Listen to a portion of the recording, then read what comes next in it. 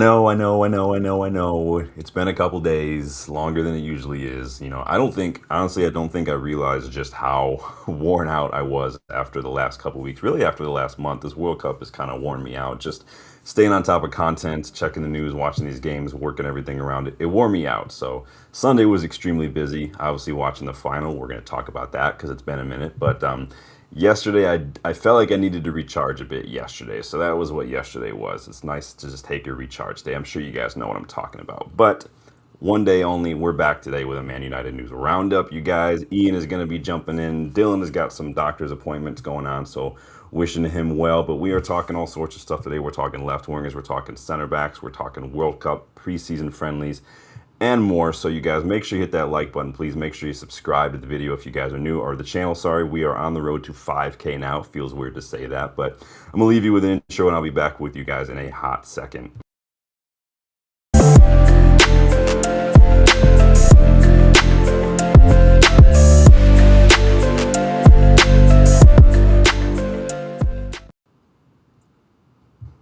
What is going on here?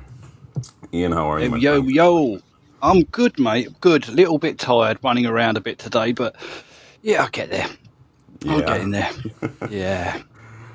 Yeah, It always. I feel like it's been a busy start to the week, and it's only Tuesday. I know. I mean, we're gonna revisit a sore topic for you in a little while when we talk about this New England France game as well. I mean, it could be sore depending on how. I know we're gonna get to it because I've seen a lot of English fans kind of experiencing all the emotions for that semifinal. So we're gonna talk about that as well. But we're going to jump in, you guys. This is United versus Everybody. I am Sean. This is Ian. And we are just going to jump into the news. I know I said I wanted to recharge yesterday, right? But it ended up not being super relaxing because I did spend an hour wrangling this guy Well, yesterday. hey. Yes, for those of you who don't know what that is an African tortoise, and apparently my wife saw it walking down our street in the neighborhood yesterday in the middle of the afternoon, and I had to come get it and move it to our yard because it weighed about 60 pounds. His name is Crawlington, we found out, so there's that. And after about an hour's of my wife on the phone with people she knows in rescue and zoos and sanctuaries and stuff, we've come to find out it is the class pet for a neighbor of mine who, interestingly enough, I go fishing with quite frequently. He's a principal at a school. It's the class pet. It stays in the courtyard, and they were doing some maintenance, so he had to take it home with him for a week or so. It'll go back to the courtyard, but it is a literally about a 2.5, 3 foot long African tortoise, and it sat in my front yard and just ate grass for like 45 minutes while we figured out what to do. But never a dull moment. No. I, I mean, it might be lost on some, but if we found that, my wife would instantly call it Victor. She just Victor. instantly would. And Just, I mean, if you know, you know.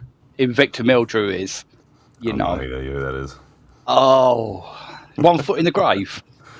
This No show's idea called what One that Foot is. in the Grave. Oh, It's a okay. very old show. Is it like a Um, BBC show? Because I would not know it yeah, then. Yeah. I know. It's about this grumpy old man called Victor Meldrew, and the intro is one of these walking along, just like I'm Well just done. so long in the tooth, and it just bowls along, and then you just hear Margaret. That's funny. It's got the saying, "I don't believe it." Yeah, this That's thing Tim. he was pretty chill. He wasn't super grumpy. Didn't try to bite anything. Like I said, just sat in my front yard and ate grass. So it's just this what it is. I'm just getting involved in the chat. Dylan's popped up in the chat. Debasi's in the house. Danny's in the house. Rob Taft's in the house. Sup, Hope everyone's doing boys? well. Hope everyone's robbed. Yeah, So knighted. I don't believe it. You mean about the turtle? But yeah, so that was my day. So interesting enough, Odyssey's probably the weirdest thing I've seen in our neighborhood, and we've seen some crazy things in our neighborhood. Foxes, Easy. deer. There's a skunk in my right outside my back door last week, so I had to clear him out of there before I let my dogs out in the morning. Had been once you do that once, you don't want to do it again. So I'm done with that. Yeah, I'm glad we don't have that. I am glad. Yeah. I've had coyotes, like it's been nuts. We have some owls. I've heard some owls in the backyard before, so Now you guys are talking about a TV show that I've never even heard of before, so my Americanism is showing. So we're gonna cruise. Are they talking about One Foot in the Grave? I They think are. so. Yeah, I don't know Honestly, what. Sean. Honestly, look it up after this, and I Is that promise like? you, if you watch one, you'll just keep watching it. Just type in One Foot in the Grave or Victor Meldrew, Is that and like that show Only Fools and Horses that everybody loves? yeah, but it's not quite up there. Up there. I mean, Mm. that's elite. That's up there with Blackadder and 40 Towers, right? But this is just in there like that. But I promise you, it's addictive. Some It of those I is. recognize from when I worked at a Barnes and Noble. Do you know what Barnes and Noble is? Is it a bookstore? Yeah, it's like a chain of Bookstore? bookstores. Yeah. So Yeah, there were yeah, a yeah. couple times where I had to work in like the movies, and we had a whole like BBC section. So I recognized like Midsummer and just like I recognize those titles. Don't know what they are. So Yeah. there's that. I recognize a lot of the It's actors like in Father them. Ted. Yeah, don't know what that means either. You guys are just You, you could just be making this everyone's up going to for all I slaughter know. you now. No, what, Father Ted? Oh, that's genius level comedy. It's just two I don't have Irish priests BBC. that live. You got iPlayer? Can you I get don't have iPlayer over I there? don't have cable, so I just use some streaming apps like Hulu and Netflix and stuff like that. So, but Yeah, yes, iPlayer's on there. this is Crawlington. He is about a 15, 17-year-old African spurred tortoise that was in my neighborhood just cruising. So, Don. so that was my day yesterday. Moving on, 26-27 away shirt will be released tomorrow. The club teased the release yesterday, No. coming out Oh, tomorrow, that way. and this is what it looks like. Yeah. I hope that we wear it Very in the nice. Champions League because I think that's going to slap under the Champions League lights at Old Trafford with the patch and everything on there. It's nice to get back in the Champions League. You can actually get one right now at GoGoalShop if you go to the description in the video and get that invite code. You use that invite code to register at GoGoalShop. You get $5 off. I got one. I think Ian, you got one. Your daughter got you one. I think, right? Yeah, yeah. It's what I can't there. Yeah, to the side of me. It's more like that one behind the old Yeah. school one. But I warn people, not a warning. It's a lovely shirt. It's a lot lighter than any picture you'll see. Yeah. The actual shirt in when you see it for real, it's not quite as dark as that, but it's a lovely shirt. Absolutely beautiful. Yeah. Yeah, it's a nice shirt. The Now wave we just effect is lovely. Sean will tell yeah, you. the It's got the this. River Irwell, right? That's what it's supposed to pay Yeah. homage to. So it's a good time. I like it. I know a lot of people really like it when you incorporate history, culture into shirts. Like my buddy Yeah. Justin, who's been on the channel, he loved the 23-24 shirt with the rose that was all over the design. He loved it. Yeah, it's beautiful. I So mean, if you take from the Snapdragon up, that's yeah, the shirt that's right in the middle of the shirts behind me, right? Because that's the bit that's the retro shirt. It's yeah, like the '86 I one. do love that. I do have one of those around here too. I've got them both next to each other. So. Now we just wait for the third to be released, which I imagine will be some sort of shade of white because we do end up getting a white one too. But this one I hope is the one we wear mostly in the Champions League. I don't know how many teams we're going to be facing who are going to have blue, but I would love to see this one. Yeah. But it is nice, guys. But yes, use that code down in the video description to get $5 off when you use that code to register. Very They're not nice. expensive. Go check them out, you guys. There's a bunch of retro kits on GoGoalShop as well for United as well. So always go check. I got a couple of the '08 shirts. Oh, I do like a as retro well. shirt. Yeah, They've got I some know what old it's ones in for. there. They've got some from the treble year. They've got some from even earlier than that as well. Obviously, they've got like the '86 one too. But go check it out, guys. You guys are still talking about shows that I don't know anything about. So why don't I we? can't see what they're saying. So it's been a couple days. The last time I think we spoke was Saturday, which was ahead. That was way before France versus England. Definitely before the World Cup final. Obviously, we did that watch along for our game against Wrexham, which we'll talk about. Well, let's recap some of the latest rounds of the World Cup because I haven't had a chance to talk to you guys yet about that. So why don't we start with this nonsense bronze medal match between France and England, and that's not nonsense because I don't rate the teams. It's just nonsense because I think at that point no one really cares about the bronze medal, right? But it was a bit nuts. England I can tell you exactly what happened, and I think that a lot of this is what I meant when I said England fans were really excited about at the same time just frustrated because England went up 4-0 in the first half, playing the kind of football I think a lot of people were hoping that you guys would play throughout the tournament. 1, 2 passes to get into the opposition half rather than 100. Insane. It's Insane. nuts. It's, Absolutely nuts. honestly, I thought, from the chat, anyone who's in our WhatsApp group knows this. I thought you guys were all pranking me, right? And I was like, yeah, I ain't having it. Not having it, because I was out with the wife. I genuinely wasn't watching it. We were out. And we were in a nice restaurant as well. So there's like no phones at the table.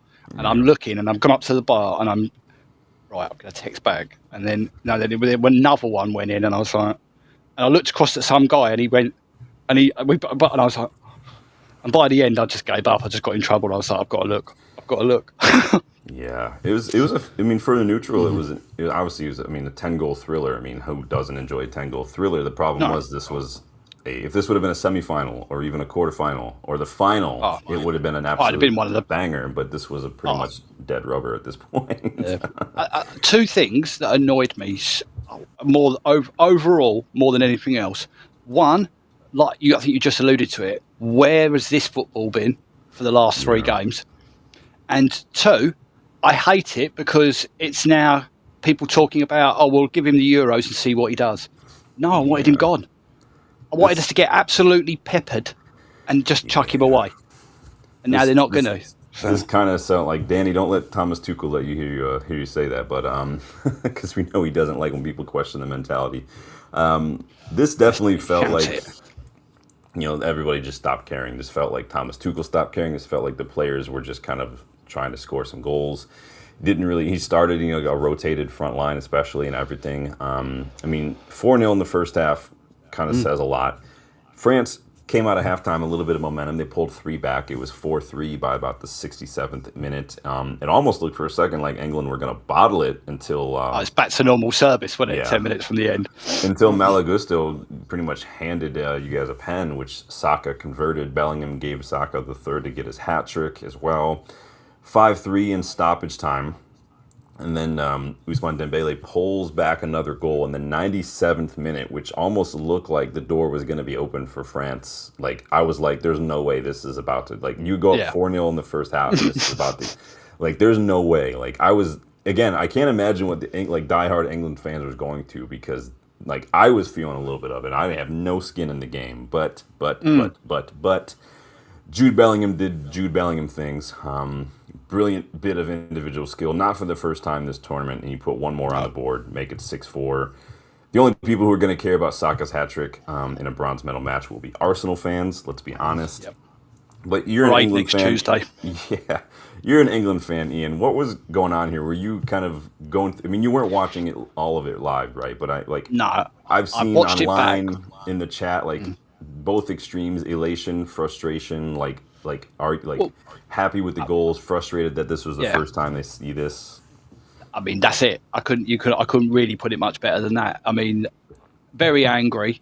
As I said, my overwhelming thing, even though I'm seeing us winning, is fantastic. But I'm angry now because, in my opinion, we were battering 4-0 the best team in the tournament. Player for player, I don't think many people would disagree that they're the best team in the tournament. They didn't turn up against whoever they play, Argentina. Oh, they got destroyed. But the problem was that we either they didn't turn up in this game even more till the second half. But like I said, the reasons being for me were that I just gives Tuchel more time, which I didn't want. But I was pleased for a couple of them. I was pleased to see a couple of the players that didn't play. I did say it in our group. Anyone who he doesn't play or gives some time to is bang out of order. I was glad to see Henderson start. It didn't need Pickford in another game. Shame about Kobe not getting another injury, or whether he just forgot he was there. Tony actually looked quite good. Yeah. I thought Tony's movement was good. He just looked a little out of, not fit. He looked a little unfit. Obviously, every time he dropped, Saudi League for 2 years will probably do that to you as well. But exactly. But as I say, it was far too little, far too late, in my opinion. But I will give credit where credit's due, because, like I said, Bellingham played well again. But after watching it back, that's what a captain should have done. I don't know if anyone remembers the first game where Kane could have given a penalty to someone else who was on a hat trick, and I've forgotten. Kane's not going to do that. And it was a non-matter, and you kind of hand it to the lad. Yeah. hat-trick time, and he didn't. But Bellingham, no, captain, hand it over, gets a hat-trick. It's about team. It's not about person. Remember when Kane stole that goal off of Ericsson at Spurs because it nicked a lock of hair on the way into the goal, basically? Mm-hmm. Kane wants those numbers. He wants those stats, man. Of course he does. It's just the way it is. He does. But Thomas Tuchel, I mean, I put it in the WhatsApp group. I put it on Twitter. Like, look what happens when you release the handbrake. You get the ball forward quicker. Shit happens, right? Who knew? England fans, I encourage you, something I tell my clients all the time as a therapist, try not to play the what if game in your head because you're only going to lose. Nobody wins the what if game. It'll only make you mad if you start asking yourself what if. It raises an interesting question though, and I said this going into the tournament. I even say this at the club level that the head coach makes a big difference. I think more of a difference than some people realize. Now I agree to an extent that the coach doesn't have as much impact in the match necessarily, but the way the team is set up, the team selection, the system that they're playing, the question is Thomas Tuchel the best coach for this England squad, or at least the way that England fans think that this team should be playing? Because it seemed like exact opposite of what that team is like built for, at least a lot of those individual players. It definitely felt a little bit like when we had Louis van Gaal sometimes, like we had a lot of these pacey, direct flair players, and we were just intentionally playing slow football down. Yeah, it was a mismanaged, misshaped, terrible squad. Yeah. It just had holes all over the place. It was missing key individuals. It was missing an ability to change it, to do something different. And he promised Premier League power, pace and intensity, and he showed it for a total of about 6 minutes over the entire World Cup, and then for 40 minutes in this game. After that, we just caved back in on ourselves. Yeah. Surprise. It felt like Ten Hag at United sometimes. It felt like Amarim at United at sometimes. It felt a bit cowardly. I wonder if England messed up a little bit by panicking and tying him down to a new contract at the mere whiff of some interest from United like last year. Like that was, they kind of shot themselves in the foot. But on the other hand, maybe United sidestepped the landmine by not appointing him. We definitely did. I'm so happy we not got him. 100%. Same with Nagelsmann, who a lot of people aren't really keen on anymore. Even more, if not the same. Yeah, no, didn't want him, and didn't see the hype. Sorry. I just don't think that these overly tactical I don't say overly like it's a horrible thing to be tactical. I just think obviously when you think of Tuchel, when you think of Nagelsmann, when you think of guys like Ten Hag, Amarim, even you think tactical manager. Right? When you think of Jurgen Klopp, you think of Ancelotti, you think of Mourinho. You don't think of tactical manager. And I think that those latter three are the kind of manager that are well suited to international football. It's just best players. Let's just play a good style. Like you're not getting time to sit here and implement all these different systems and all this. Like it's not necessary. You need to get your team together. Yeah, you need to get your team together. You need to have a couple of systems, and you need to have a couple of players that can change the game. And that's just go to win.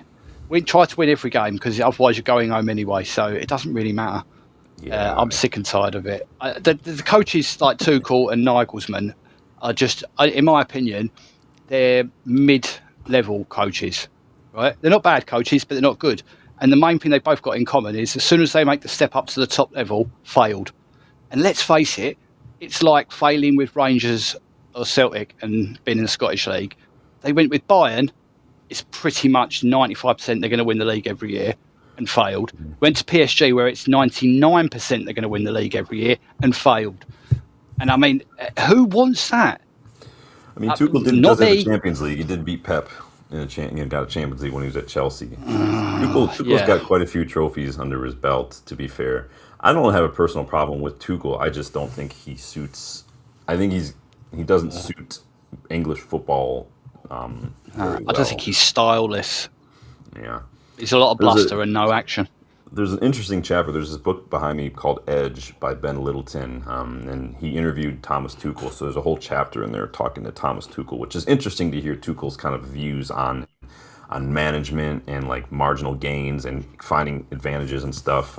It's interesting. It's interesting stuff. It's a good book if anyone is into football books.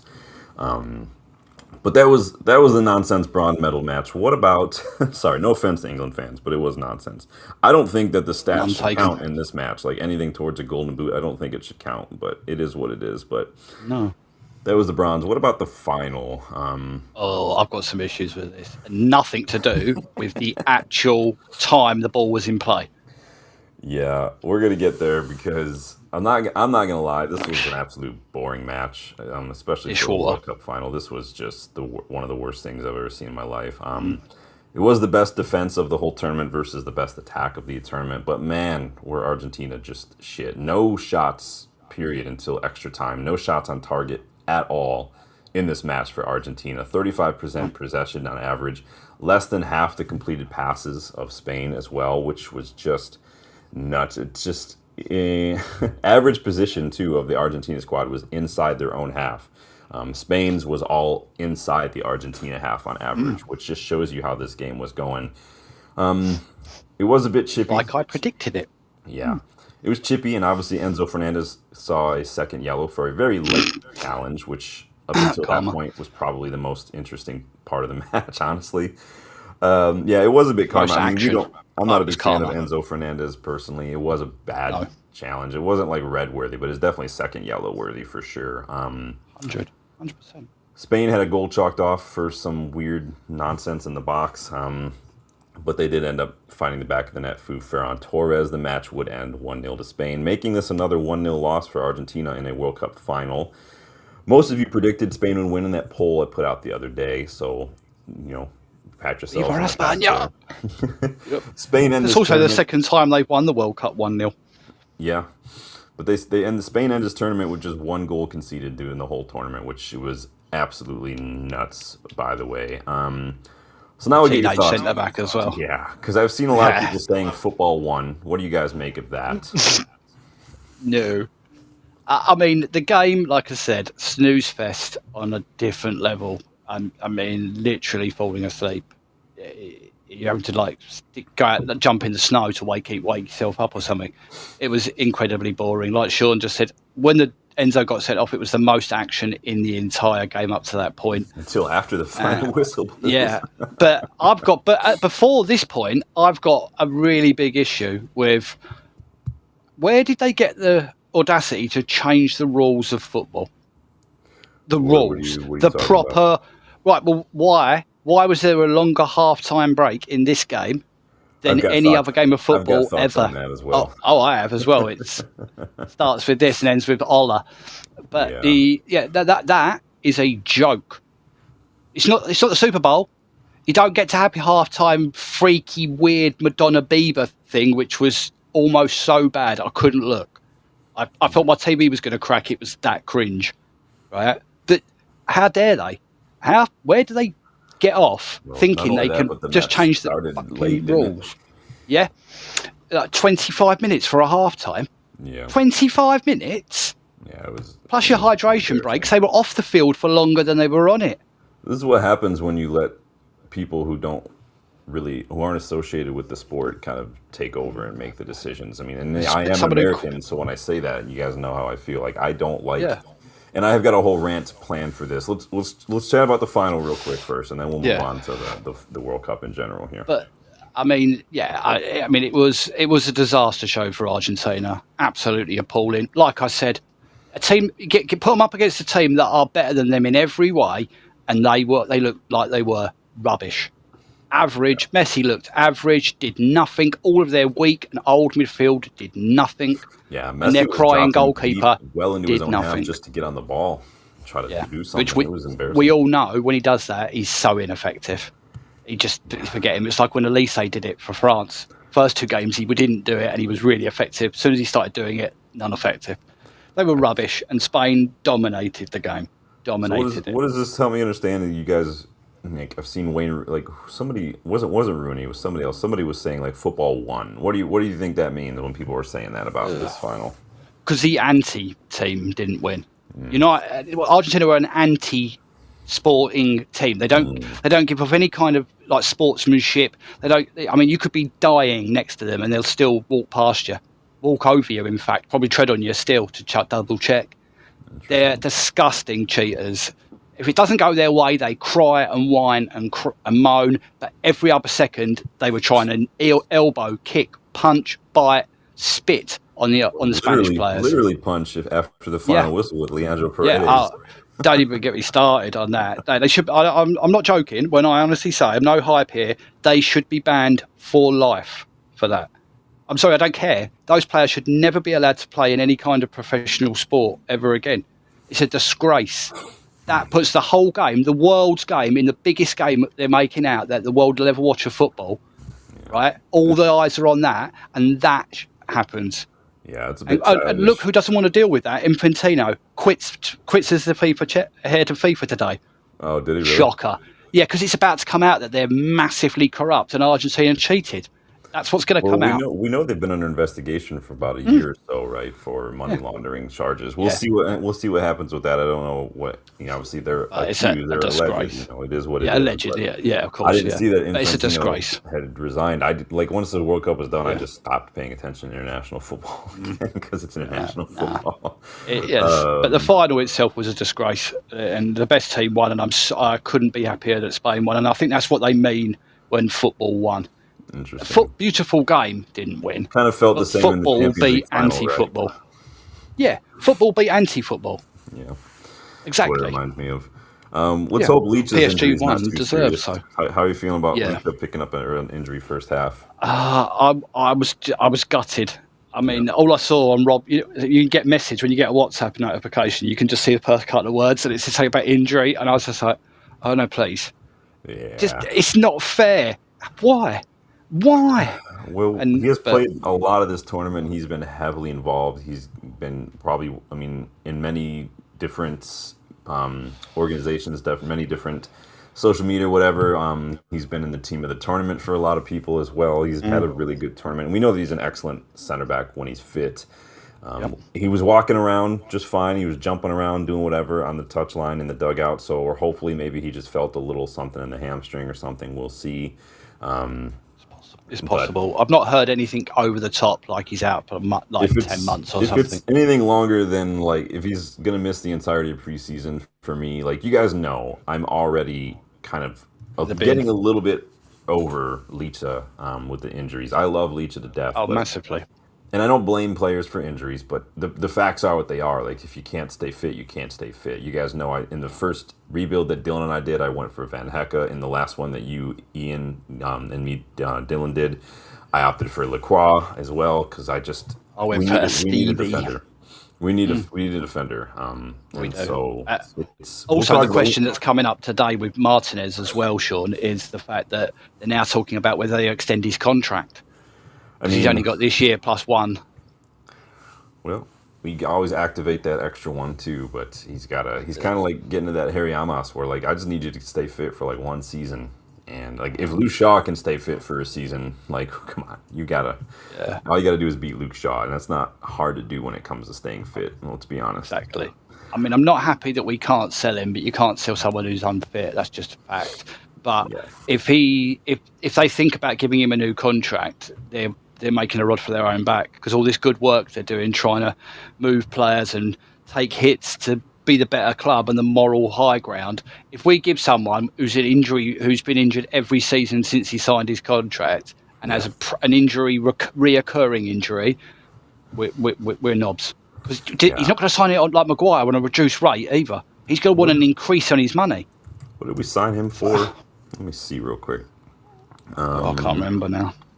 50 something, wasn't it? So it was the fee was 56 million. I'm not sure how much of that we paid. Probably quite a lot. That was probably in the days when we were giving money away for free, wasn't it? So maybe we can get a Saudi club to come in for him and see what that works. But yeah, like Danny says, it's definitely time to. It's still not going to be my top priority because I do think there are other priorities that we need to look at. But it's something I think next summer. I think we're going to see a whole nother back line revamp. I think we're going to be looking for another couple of center backs. We might be already looking for one, and we're going to talk about that in a little while here as well. But the other thing with him there, Sean, is it's a shame about the injury, like you said. Hopefully, touch wood, it's just he felt something and it's not a problem. Because there were some tentative links, because obviously, like you said as well, he's had a really good World Cup. There were some tentative links with Atletico Madrid and Simeone wanting him. Let's hope maybe that our hand is, because we need our hand to be forced. What we need, which doesn't happen very often, is someone come in and bid for one of our players. Right? And we're like, oh, okay, this is different. And maybe then we can look at it, because otherwise, like Sean said, it's not a priority. I don't think. It's not. I'm saying that because I don't think it's the club's priority. Is where I'm getting at. For me, it's like you Oh said. I yeah, put him in my last two rebuild videos. For me, it is a bit of a priority. He's only on about 120K a week, which honestly, he's probably one of the most sellable players we have at this point in time. So yep. we'll see what happens there. You'd think that some of these players would go, but again, it's the wages. So I wanted to check his wages, and it's only on 120K, which I think is affordable for most That's not clubs. bad So at all. Yeah, that's not yeah, bad if we at get him all. a new one, it'll probably go up to like 225K or something, and then he'll be unsellable because no one's going to do that. So Yeah. Well, let's hope he's not injured. Wait for Barcelona to give Atletico an exuberant amount of money for Julian Alvarez, and then maybe they come and spend some at our shop. So they've got. Trying to think, they still have Hansko, I think, Atletico Madrid, which is basically that's where Licha would probably play, is where Hansko plays Yeah. left sided. I think they still What's got the Jimenez. They've got Lenormand, I think, plays for them too. Savage? They like, what, last year? I He's remember been the gone for a Savage while. was he? Yeah, he Yeah, hasn't they been there still in a had little him. while. So they've. I mean, we'll see. But yeah, like Danny says, I'm definitely going to be a little bit more ruthless, and it has nothing to do with Licha as a player. It's the same. It's this club. It's a train that moves, and you got to be able to get on, or else you're going to get left behind. And sometimes that does mean fitness. It is what it is. Availability is the what? The best ability. Thank you. On the World Cup is the total. You were kind of hinting at it. This was perhaps the biggest money grab of all the World Cups I remember. You guys already know what I said about Fox, the U.S. broadcast rights, and the profit they made just from the hydration breaks alone. So, Fox made 20 million from what they paid overall to broadcast the World Cup. They made 20 million back just from hydration break ads. So, it's a little nuts. Insane. Saw a post Insane. earlier from Kieran Maguire that 14 billion in revenue from this tournament, but the winning team only makes 40 million. So what this means is a ton of profit for FIFA, and they are going to distribute that to all the individual football associations who are run by the suits and the executives, where the prime aim is not to improve the game itself, not for the betterment they gave themselves, but their own little pockets and vanity projects and sustaining of power that they have. This tournament turned football into an exploited cash cow. Having it the way it happens from day one, they dove headfirst into basically just embracing the spectacle of it, squeezing every possible penny from every possible minute.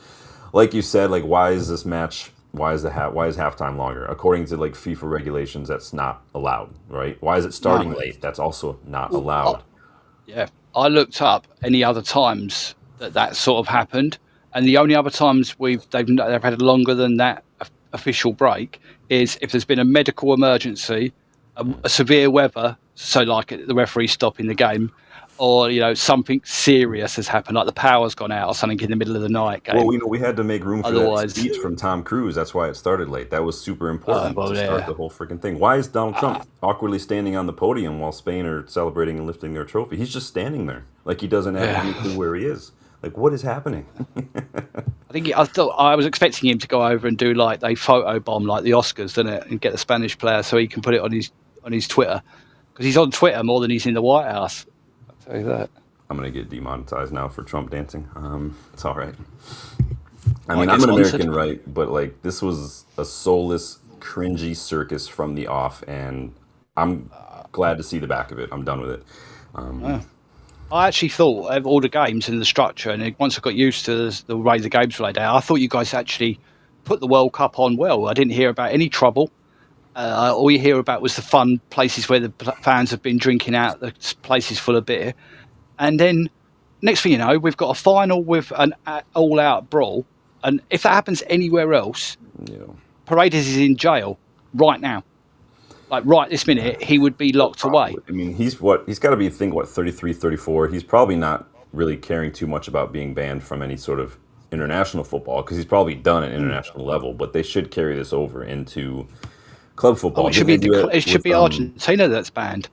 They should with Luis be Suarez banned. when he bit someone. He didn't get carried over in domestic football. His ban from that in that one Yeah. World Cup. So No, but his domestic ban got carried over to the World Cup, you mean? But yeah. yeah. Oh, is it? All right, that's what it was. Yeah, because he hit bit Everett, didn't he? Well, he did. He bit someone in the World Cup, Oh, sure. He did someone's ear, didn't he, in that one as well? He did a Tyson, didn't he? It's sad that we have to remember which time he bit someone specifically. Yeah, I know, yeah. So much. How many times he's done it? Dude, God, Lewis. That guy's a couple deviations left of the middle of the bell curve, let me tell you. If you know, you know. If you don't know, go look it up.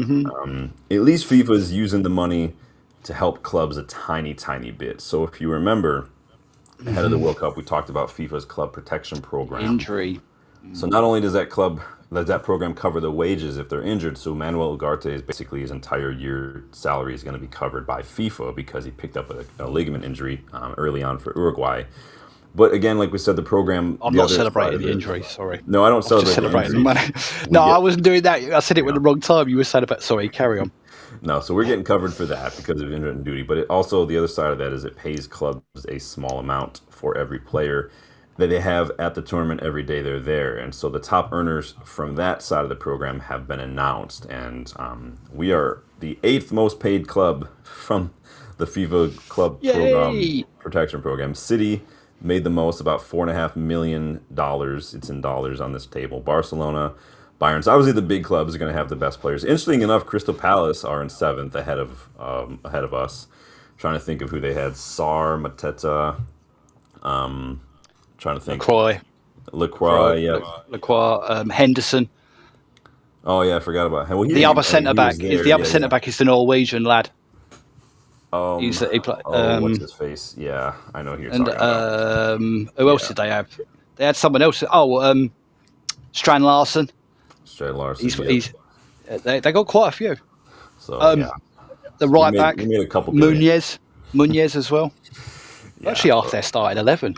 Basically, yeah. We had a couple. We had a couple, obviously. But we made a couple billion. Like I said from the get-go, I know a lot of people were. There was an early post going on when this came out that United were going to get made. And I was quick to kind of put the kibosh on that. Like, no, we're only going to make a couple mil at most. Couple of bills, yeah. Big up Rasta Stocks in the chat. You guys haven't yet gone and check out Rasta Stocks channel, man. He's always in there with the panels, having some good vibes, man. Good chill, good conversation. Big up Rasta. Good to see you again, my friend. Yes, Rasta. So the top earner has been announced from the club protection program, and like you said, it reads of like a Champions League, like top 10 basically, aside from Crystal Palace in there. So interesting stuff. And the World Cup is over, but we've got one last bit of business to take care of. And if you guys can't guess where I'm going with this, that's right. The winner of the United vs. Everybody World Cup Fantasy League. You guys remember we did that. We had a lot of people entered in there. Was pretty interesting. Danny, I thought for sure I was just going to be sending something off to New England for you, man. You were in there for a minute. I was hovering around like 27th, 28th for most of this time. I'm not very good at fantasy. This is the first time I've ever done it. But Ian, where did you end up finishing? 23. I was the same as you. I went as high as 16, I think, and then as low as 26 or 27. So, yeah. I made a massive mistake in week 2 and didn't activate my boost. I thought I'd done it and I didn't do it. And I also made subs before Rob told me we got free subs if we do this boost, which cost me so many points. I made a couple gaffes. I subbed in. I transferred in the wrong Araujo for Uruguay because that was a big no-no for me. I forgot. Like I said, I don't know a lot of the rules. I don't know how it works behind the scenes. I don't know what the boost things were, so I was kind of learning as I went. But it was good times. It was fun. I loved it. But obviously, we've got a winner, and the winner is XX Maxic Bawang XX. Is that? I don't know if I didn't pronounce it, but big up. We'll give you one of these. Well done.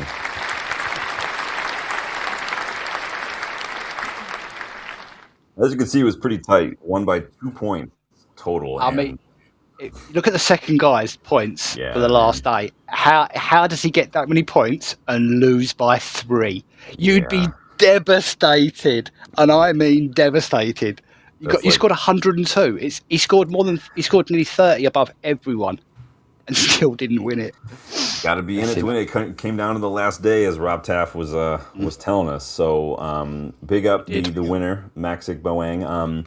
Need to make sure you subscribe to the channel. And to get your prize, email me at unitedstatesofunited@gmail.com. And also include your YouTube channel for verification so I can make sure you are subscribed. Because remember, this was for members of the community.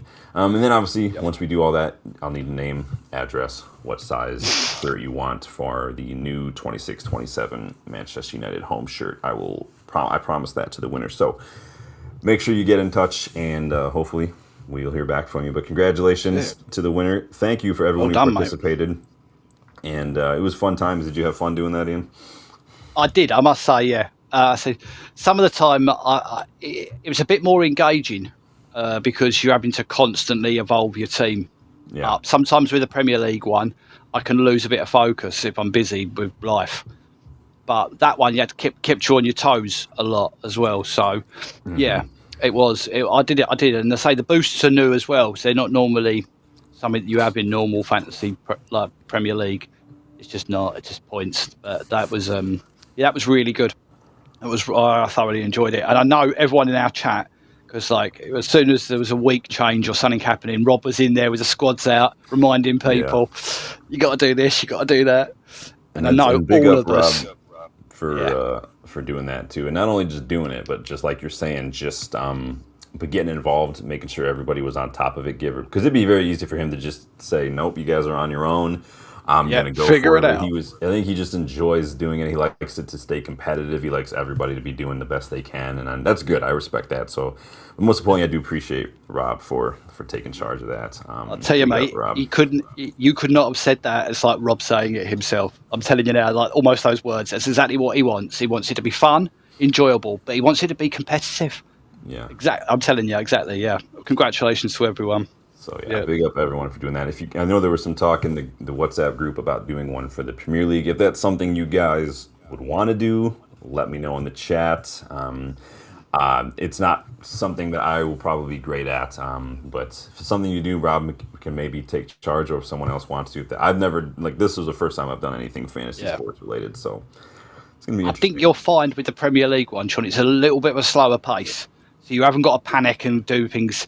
Obviously, if you want to make changes to your squad, or the only thing is to check if you've got an injured player coming up in the game. Otherwise, you can just keep letting it roll, especially for the first few weeks. You don't want to panic and change. But like you just said, how Rob is in the World Cup, you'll be getting weekly updates, and so you'll be able to come on here and say this, and this. Rob's just told us, and then brilliant. Yeah, could be fun. It was a fun time. I know the Premier League one would be it would be more like a marathon. This felt like more like a sprint. It was constant changes. There was games every couple. It was hard sometimes to keep track of when one round would end and another would begin, because sometimes it would happen overnight. So that's the thing with the Premier League. You haven't got to worry about. It's just scheduled, and we all know when the games are because we're watching one. So and it's funny. There's whole channels and things that are just and websites dedicated to just fantasy sports. It's nuts.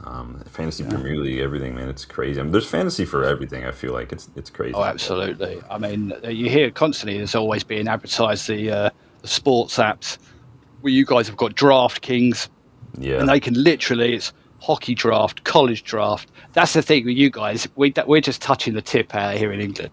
You guys are the draft masters. You not only have it for all your sports, but you have it for all the college versions of your sports as well, which is even better. Which feels weird. I don't know how that's allowed, but it is what it is. But it's interesting stuff. But I'll tell you, it shows how powerful, just quickly, how powerful college sports, especially college football, is in your country.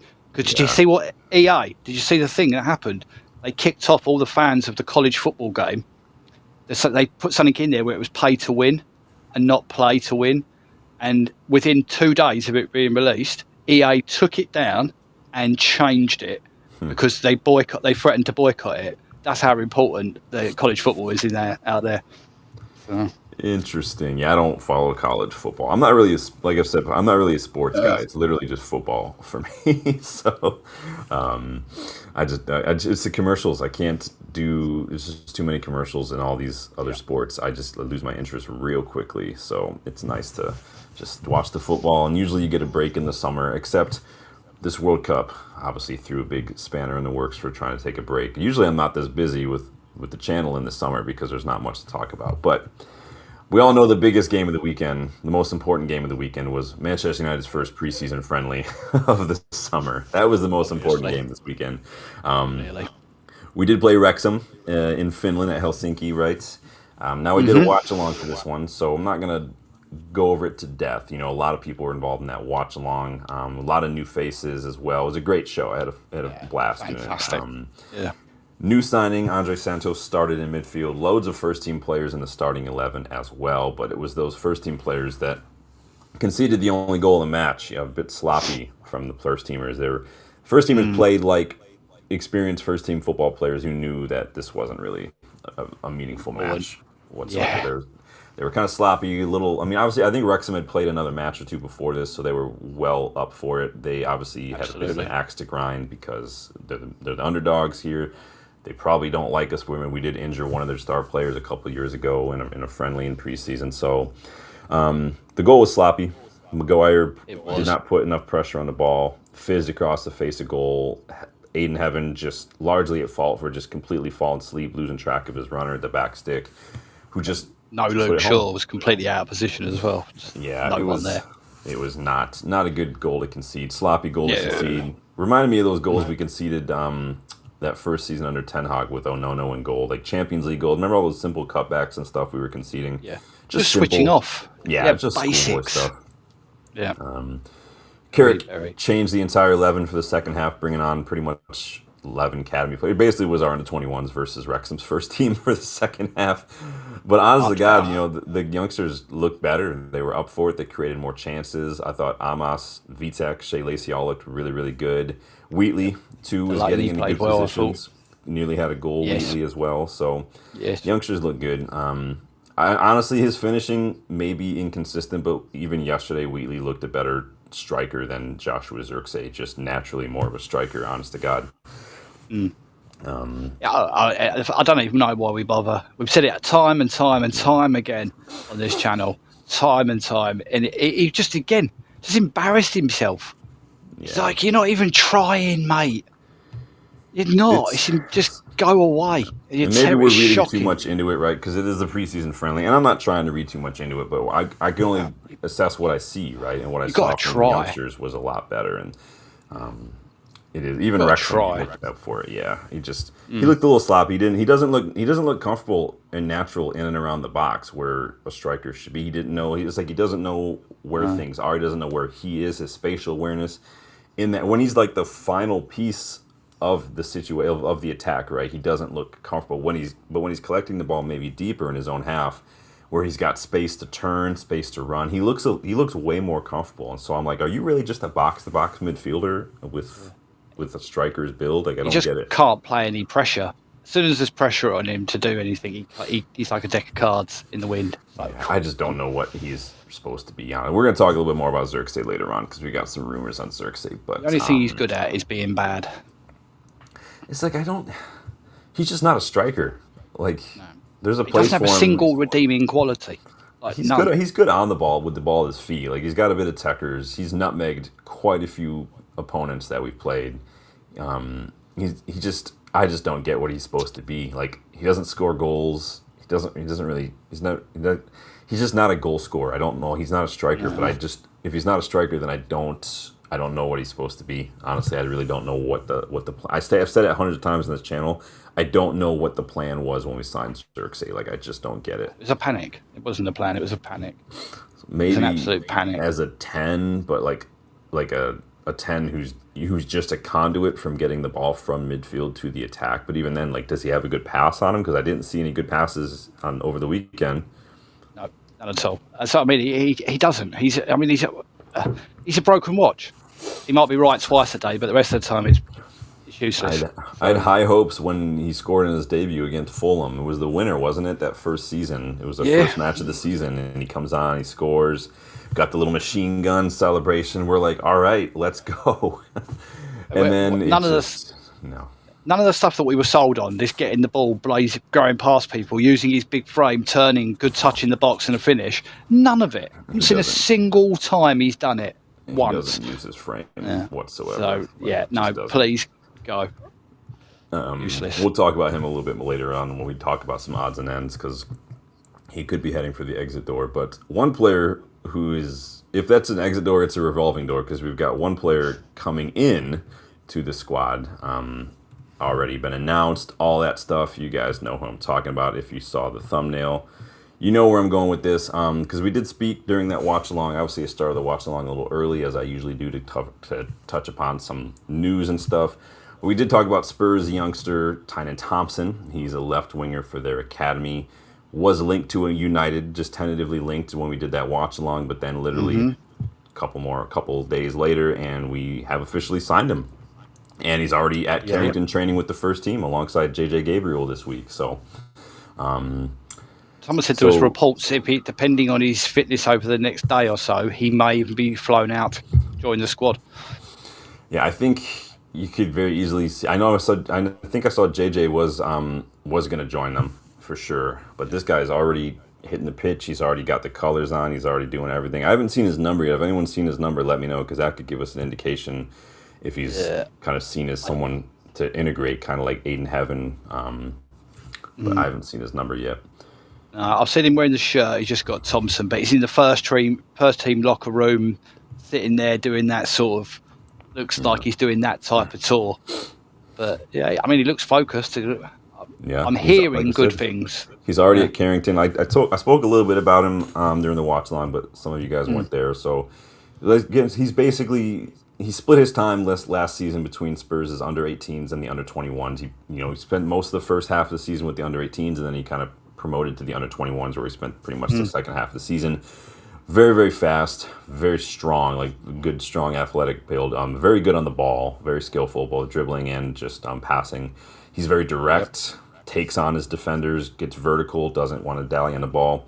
Good finishing as well from him, from what I've seen too. He's really good at kind of the call it like the Henri or like that Martial type finish where you're kind of wide, but then you get deep into the box, but then the last second, you open your body up and find the far post or something. But he's also very deceptive because oftentimes he'll actually pull like a sneak in instead of he'll open his body, but he'll actually drag his foot and go near post. So very deceptive sometimes with his finishing. 7 goals, 2 assists in 7 league matches for the under 18s, 9 goals, 8 assists in the year prior, and 5 goals, 4 assists for the under 21s last season as well. So again, 12 goals, 6 assists for the academy last season, and he got 9 goals, 8 assists the year prior with the under 18s. So again, looked like he was definitely due for a step up from the under 18s and adapted well to under 21s football. I read too he was actually second for successful dribbles per 90 in the Premier League 2 last season. So again, another one just very direct.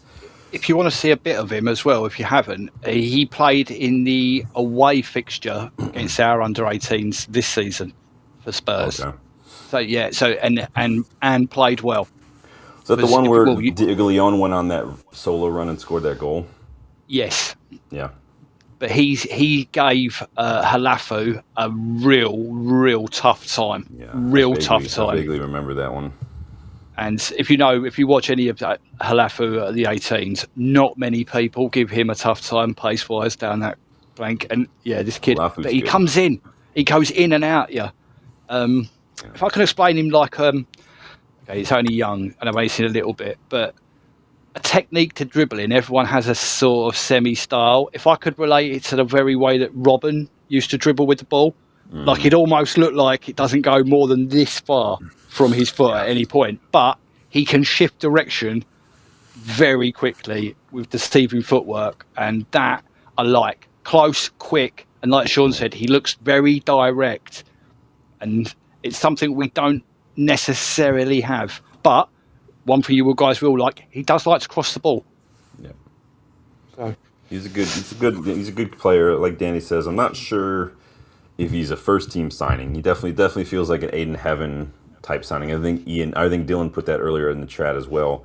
Yep. £4 million up front, $4 million in add-ons. Again, he signed his first pro contract recently, so this wasn't an academy signing like Aiden Heaven was. This was a full professional signing. Yeah. Spurs have a 20% sell-on, though I've seen some people report that it's 15%.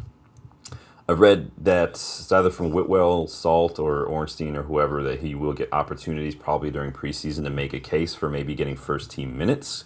Yeah. But I think United clearly see something, and it's a big fee for an academy player. I don't know what this means Huge. for like guys like Ajayi. Ajayi's injured at the moment, so we'll see what that means. It might mean he's just slightly ahead, but they have pushed it. That wasn't just Journo talk. I think it was Jason Wilcox. If you go back and watch the United video talking about him, there's a little bit of Jason Wilcox, and they say something about in the Aiden Heaven mould.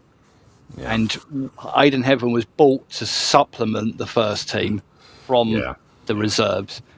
I don't think he'll be in the reserves. I think we'll see him more like as the second or third bench option. Yeah, I think he'll be there for again, like exactly what you're saying. Like having, he doesn't need to play. So if he's not starting to get minutes, I'd rather him go down with the under 21s and kick a ball around. We'll see if this means anything for the left wing. I know a lot of rumors about what to do on the left side. We're definitely not signing Somerville, as Ornstein reports that he's off to Al Hilal because that came out. I thought he was going to Roma. And money talks, you guys. Just again. Also, the fee. Have you seen how much they've got for him? It's a.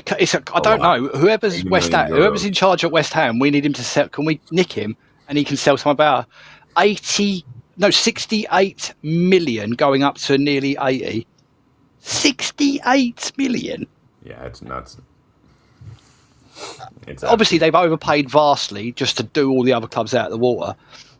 You have to be there for 2 years before you not to get any sort of tax penalties or anything. So everyone's stuck there. I've seen people saying 300-400 grand a week. Yeah, I mean, this is insane. You guys remember what I was talking about with the whole Elliot Anderson, Mateus Fernandez kind of nonsense? Like, yes, I think United have a line for each player that we're looking at. This is how much we think they're worth. I think that Tchouaméni we would have paid more than Mateus Fernandez, for instance. I think that's where United is.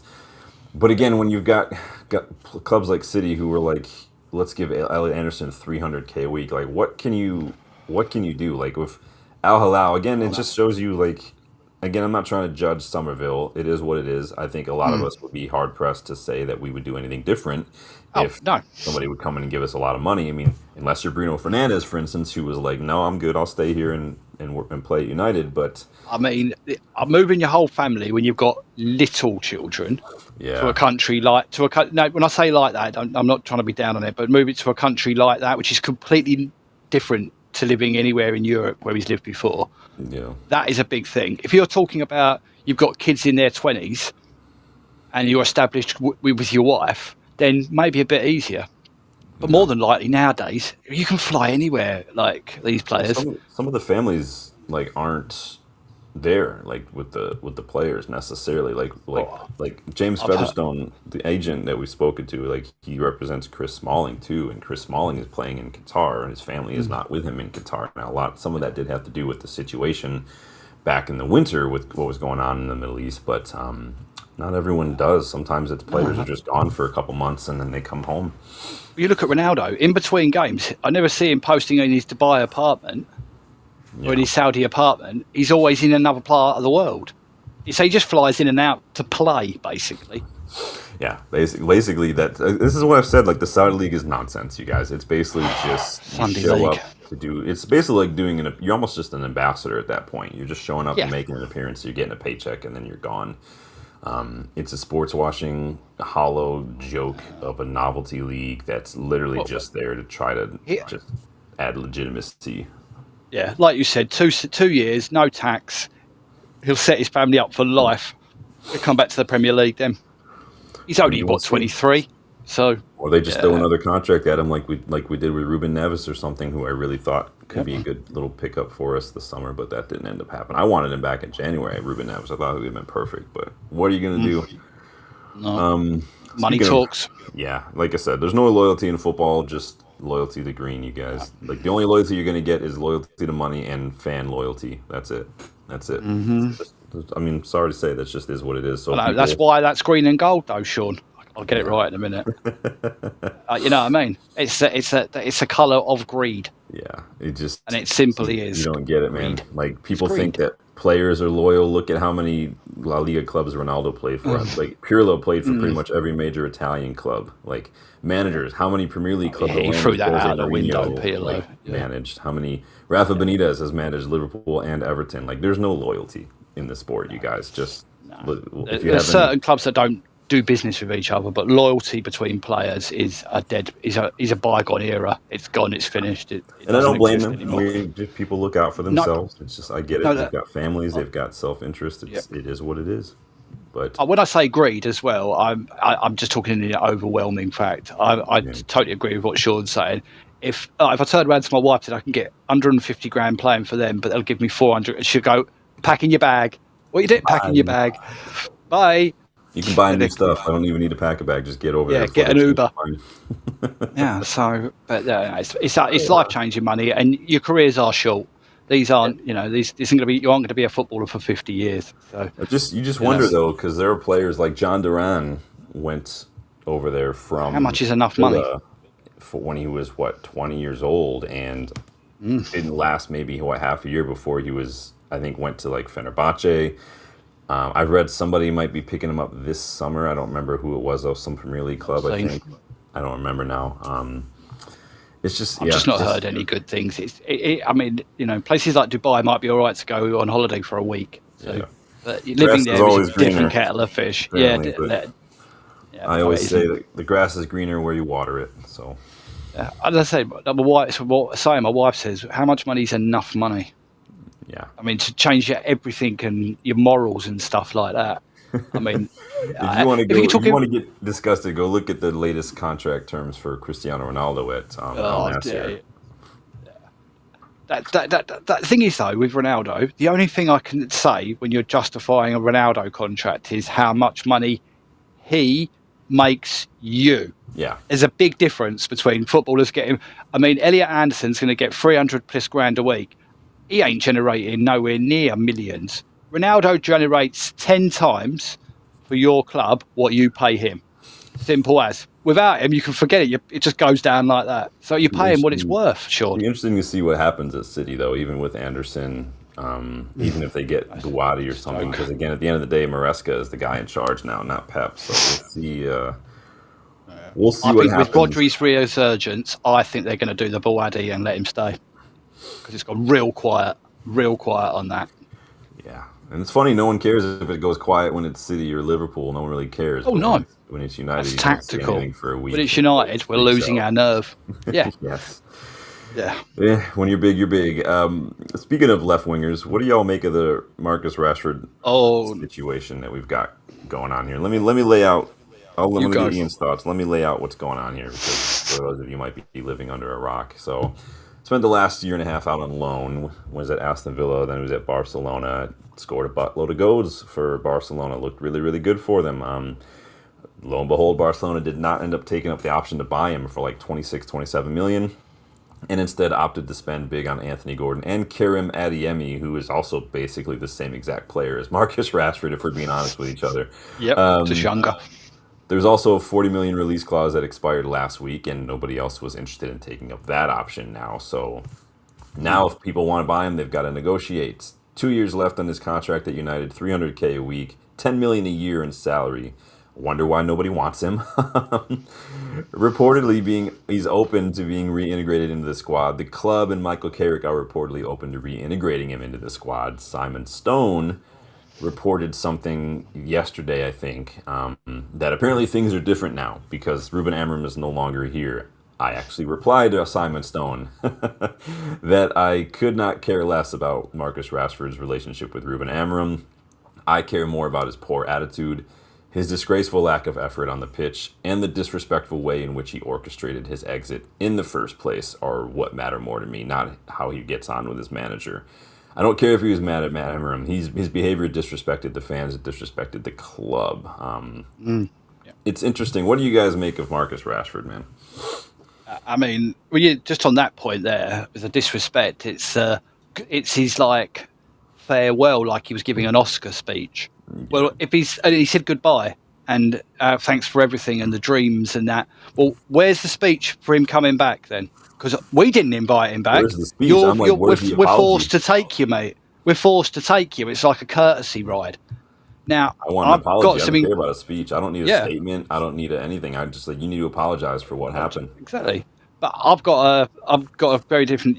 Not my opinion on this. You guys already know. Don't want him back. Don't care what he's got to say. Couldn't care if he Oh yeah, I apologised don't or want him not. back either. But everyone's making out that United are in a difficult position. We're not, right? My solution is take no money for him. Now, just wait. Let me finish. Let me land. Put it out here tomorrow, live to whatever press conference, and anytime Man United turn their light on, there's the world's press are looking, and just say Marcus Rashford is currently for sale for 0. None. No, we don't want a penny. Come and talk to him.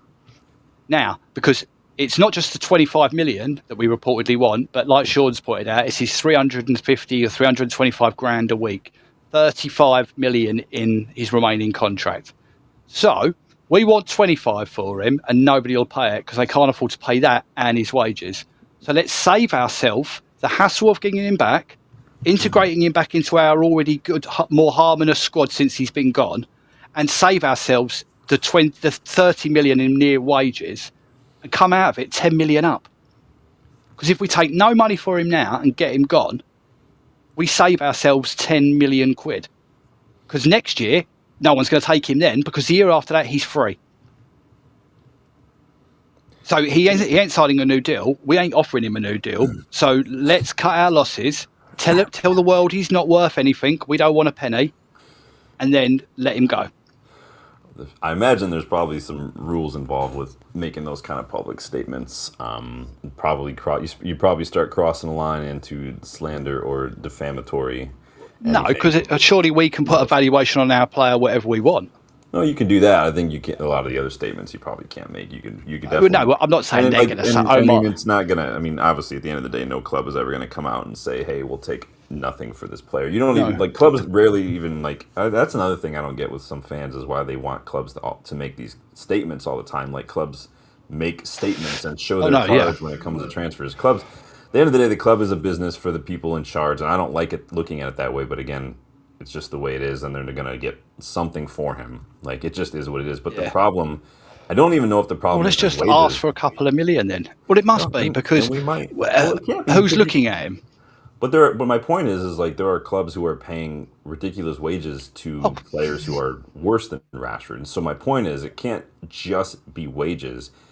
I find it hard to believe that clubs don't look at his attitude, the way things were going that final year he was here, some of the statements he was doing, some of his behavior. I can't imagine that they look at that and they don't think that they probably want to avoid it. Like, it's not a headache they want to deal with. It's toxic. Bridges have been burnt, in my opinion, at United. Like, absolutely, it's just ridiculous. And I don't think that's why I don't want him back. I mean, look what's going on with Garnacho at Chelsea. I mean, and I don't know what's going on behind the scenes, but he's been there a year, and they're already like, no. No, they're cashing in. There was a thing from Fabrizio. Villa are in direct contact with Garnacho's camp. So this is what makes I mean about Rashford. So they've had Rashford on loan. They obviously like Rashford, but they can't afford the wages and that. They're in the Champions League, right?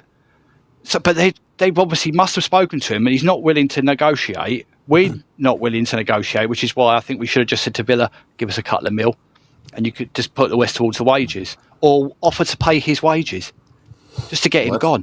That's what the clubs have been doing. That he's been on loan. Yeah. Barcelona and Villa have paid his wages during this whole time, so we haven't actually paid any wages for him for the last year and a half, which is nice. Good. Yeah, but they're going to go for Garnacho, that mistake, over paying for this because his ego that makes him like you'd think he just won 4 back-to-back Ballon d'Ors. The ego on the man. I think even nobody wants you. I think even if they pick up, if Villa do get Garnacho, I think they could also still get Rashford, because I do think because Rashford he's played centrally, he's scored strikers' goals. I think he could be a like for like for Ollie Watkins, who might be leaving as well. I just don't get Rob says he's being picky. Like, I don't know if he's like.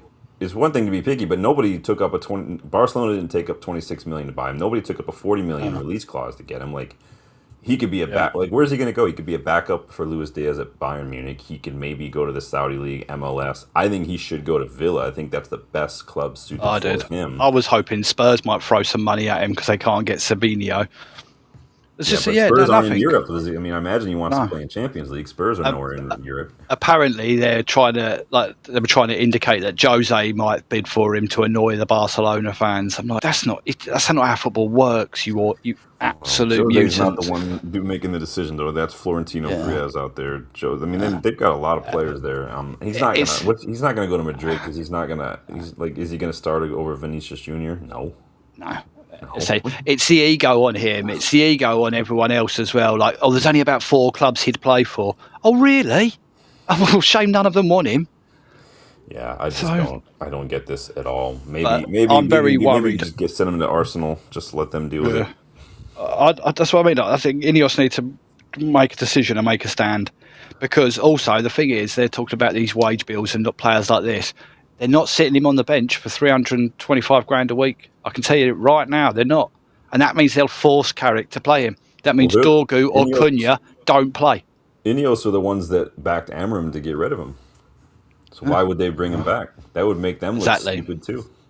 I hope it's just towing the media line, because obviously we're all not stupid enough to actually believe that Carrick gives 2 craps whether Rashford comes back or not, and we're welcoming him back with open arms. It's not. It's just we're not going to come out like Sean said and say he's useless. We don't fucking want him. You give us a penny and you can take him. So yeah, I don't know. I just want him trying gone. to get money from him. I mean, we know we got to be realistic. We know that that's exactly what United are going to be doing, and Absolutely. Rashford. I mean, there are players who do take pay cuts to go and play rather than sit in the bench or whatever. Exactly. That's Rashford's going to have to maybe just accept the fact that, you know what, you've got a really good paycheck for the last couple of years.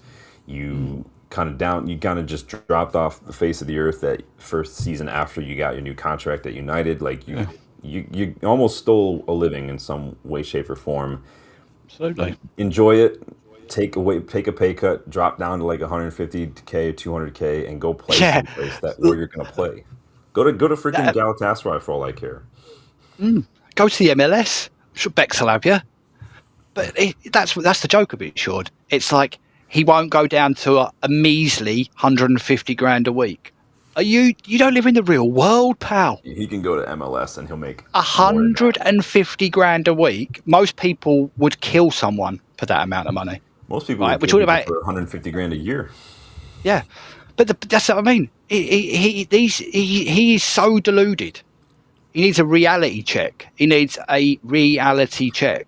what I mean about coming out and saying we don't want you. You'd think that the fact that Barcelona opted to spend 100 million on 2 players over taking up 26 million for you after the numbers you put up, you'd think that'd be a reality check. You'd think that nobody paying 40 million release clause in this current market would be a reality check. When guys like Mika Hutz or whatever are going for like a little bit more than that, or what's his face? Solis is probably going for like the same amount. Like, do you think that would be enough for a reality check? Like, but it's not, apparently. Again, like you're saying, these people don't live in reality sometimes. And it's like Trossard's gone for that amount as well. And this is exactly what happens when you don't have good people around you. So instead of telling you the truth, it's delusional. They're just like, no, you deserve this. Nah, they don't know what they're doing. Nah, they're the ones with the problem, rather than just like, yo, maybe just go take a second and look in the mirror for a second and just... Again, this is one of Ed's many, many, many bad decisions that will always haunt us it'll haunt us for at least another 2 years, unless we get lucky and someone just takes a gamble on him.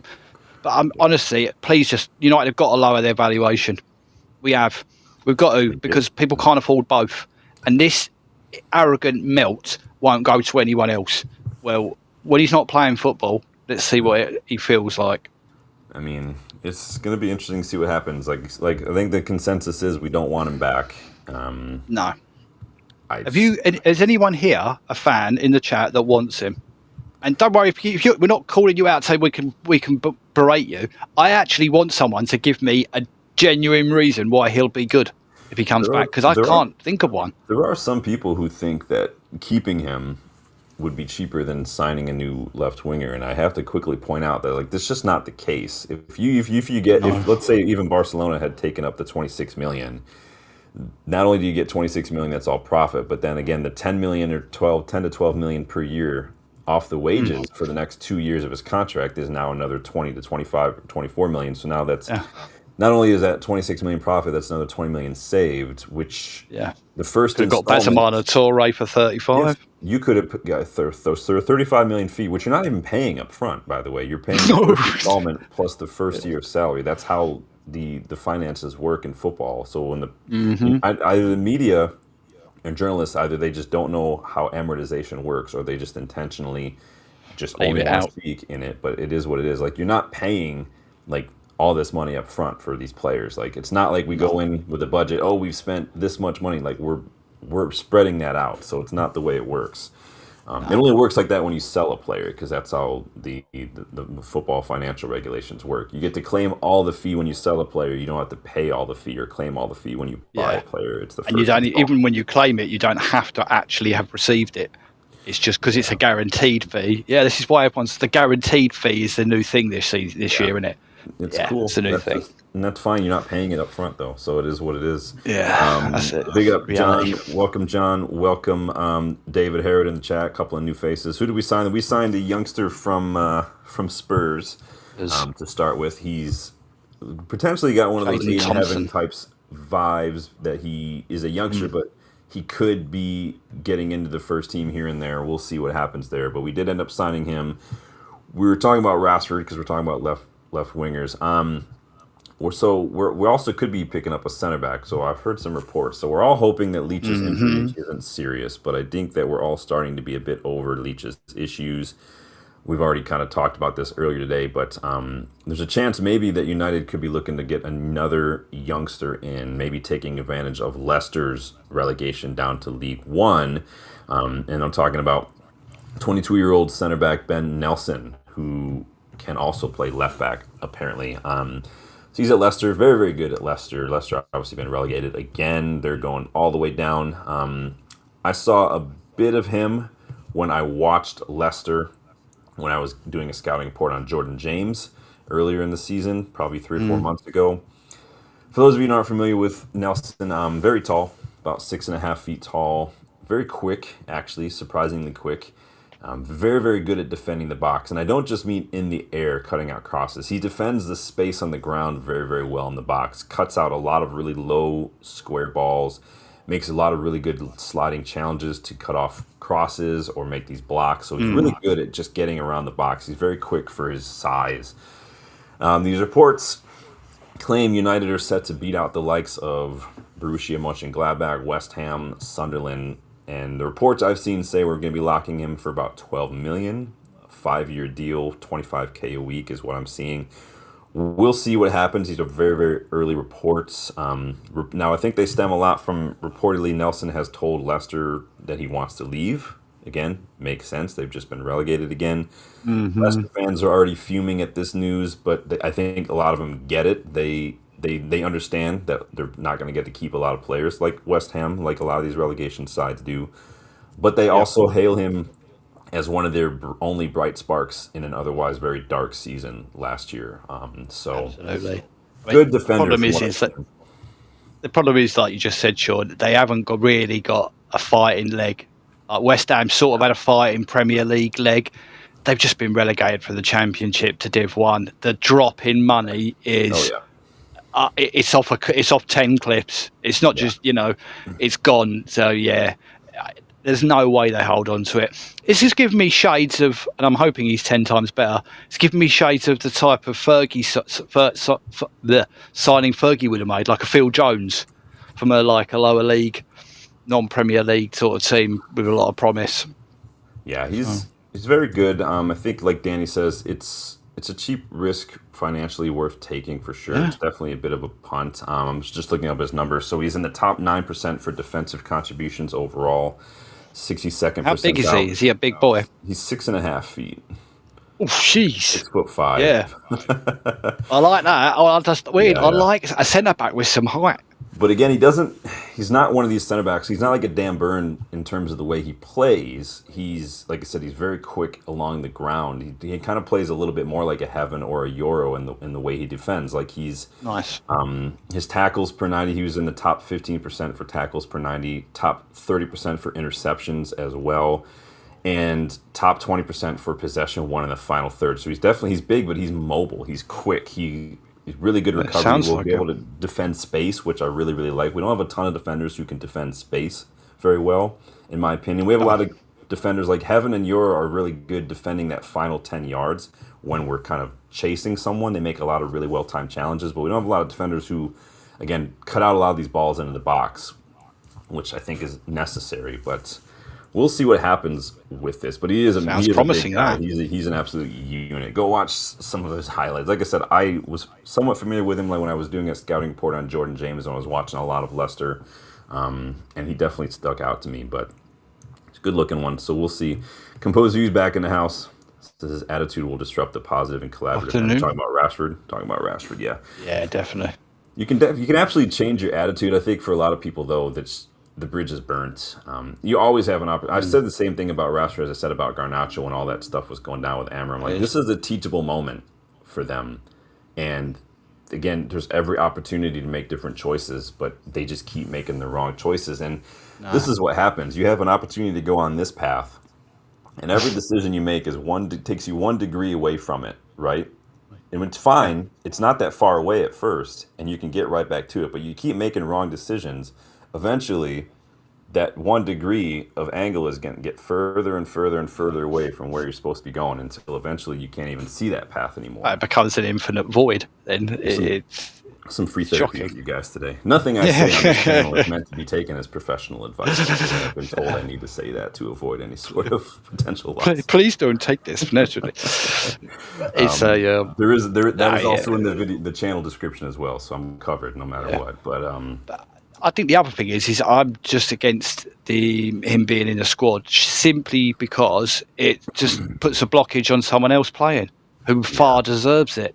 Far deserves it. Is a position that I was ever really super worried about. Like I said, I'm more concerned about left back personally because Cunha plays the left side. So we're not just going to bench our new signing, right? Who's been here for just a year. Dorgu can play there. Ahmad has played there. Sorry, one thing. I mentioned it just now, and it reminded me. Someone said it to me today. How much we all hate Xerxes, or just not hate him, but he's just absolutely useless. It's just useless as a footballer. I don't dislike the man. Just as it comes to a footballer, in a very specific type of system, like that's like if you played him like the Ketelare or like when Xerxes was at Bologna, that kind of system would suit him very well. Not in this league. I just don't. I just don't think it. He was given the best manager to do the best thing and still couldn't do it. So no, for me it's a no. But if we're having to be forced to have him as a backup striker option to Sesco, then honestly, I'd rather have Rashford. I just would, because I think you'll get more out of Rashford as a sub, which I personally think is the only way he can work. But I think you get more out of Rashford as a sub than you do Xerxes.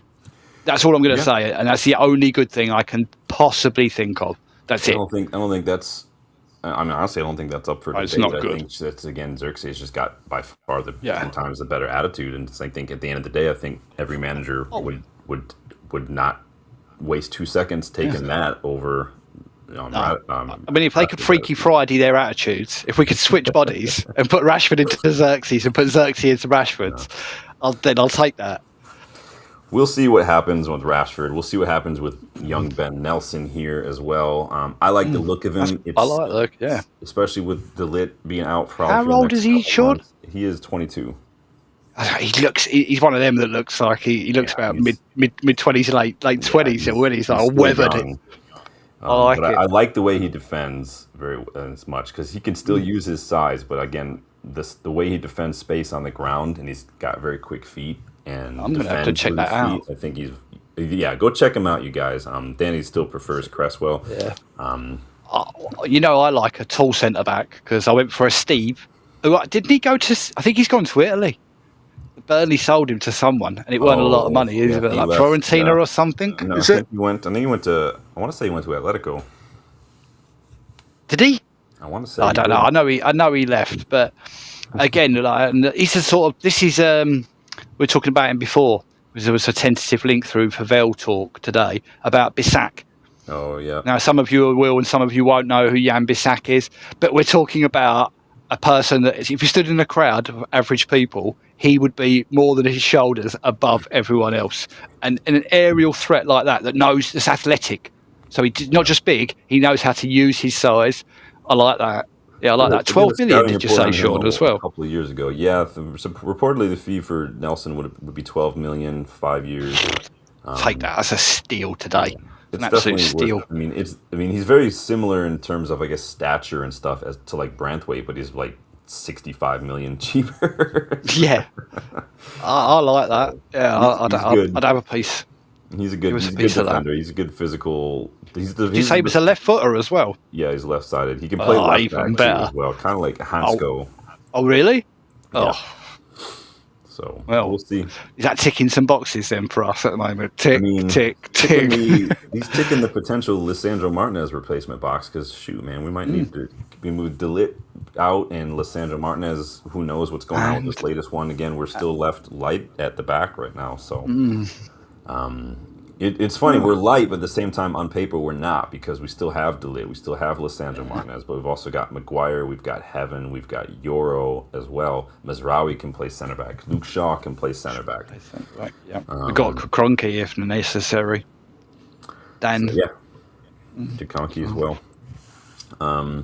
But pivoting from center back to midfield, you guys. Make sure you guys hit that like button. Make sure you subscribe. We are on the road to 5K, you guys. But we've been talking about United's search for a midfielder for, I feel like, ever. It just doesn't ever.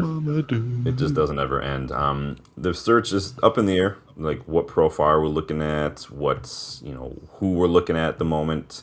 Targets. I feel like new targets pop up almost every single day. We got those reports last week. You and I sat and talked about that maybe there was some criteria we were talking about: experience, Champions League impact, deeper role. Yep. You and I threw out some names as well. So Berg. You were looking at Sanderberg. I was looking at maybe. No, I did Patrick Berg, didn't I? Oh, Patrick Berg, yeah. I was looking at Nicholas Seiweld. I also threw out Roran Zaire-Emery, who I've been watching for a while, who I really like. He ticks all those boxes too. There's a link with that tonight, wasn't there? Something went before we went live. I saw a tentative link, but I don't remember where it was from. But I feel like we've been linked to him for a while. Most of you guys in the chat, in the community, when we did a poll, voted that you wanted a defensive ground cover in midfield, someone like a Baleba, someone like a Mamadou Sangare. We did get a little update, though, on a player that we've been linked to, and it kind of also ticks that box, and that is Alex Scott, who has reportedly rejected Bournemouth's latest new contract offer. Apparently, this is their second proposal, and they even tried to entice him again by offering to put in a release clause, too, but I guess that just didn't sell. Sounds like he's ready to move out of Bournemouth. He wants to leave, basically. The price tag is still high. 80 million is absolutely insane. Nope. What do you guys make of him? Because I see a very good player. I honestly, when I look at Alex Scott, I see potential future captain, but I don't think he's worth 80 million. And like I've said, you don't pay that much. I'm worried less about fees than I am about wages these days. But again, this market, I just refuse to want to step into this market right now with the way the Premier League midfield market is these days. It's absolutely insane. But I would pay like maybe 60 with some add-ons. What do you guys make of Alex Scott? What do you guys make of this? First of all, no chance at 80. Just not about nothing to do with United wouldn't pay it. We shouldn't pay it. I'd be angry if we did pay it. I would because 80 million, yeah, I'd be so angry because honestly, I think Mateus Fernandes would have been better. So that would have been a mistake. But not going back to that anyway. He is, like Sean said, 50 to 60. There's a lot of potential. Again, it is his first full season without injuries, and he's had a couple.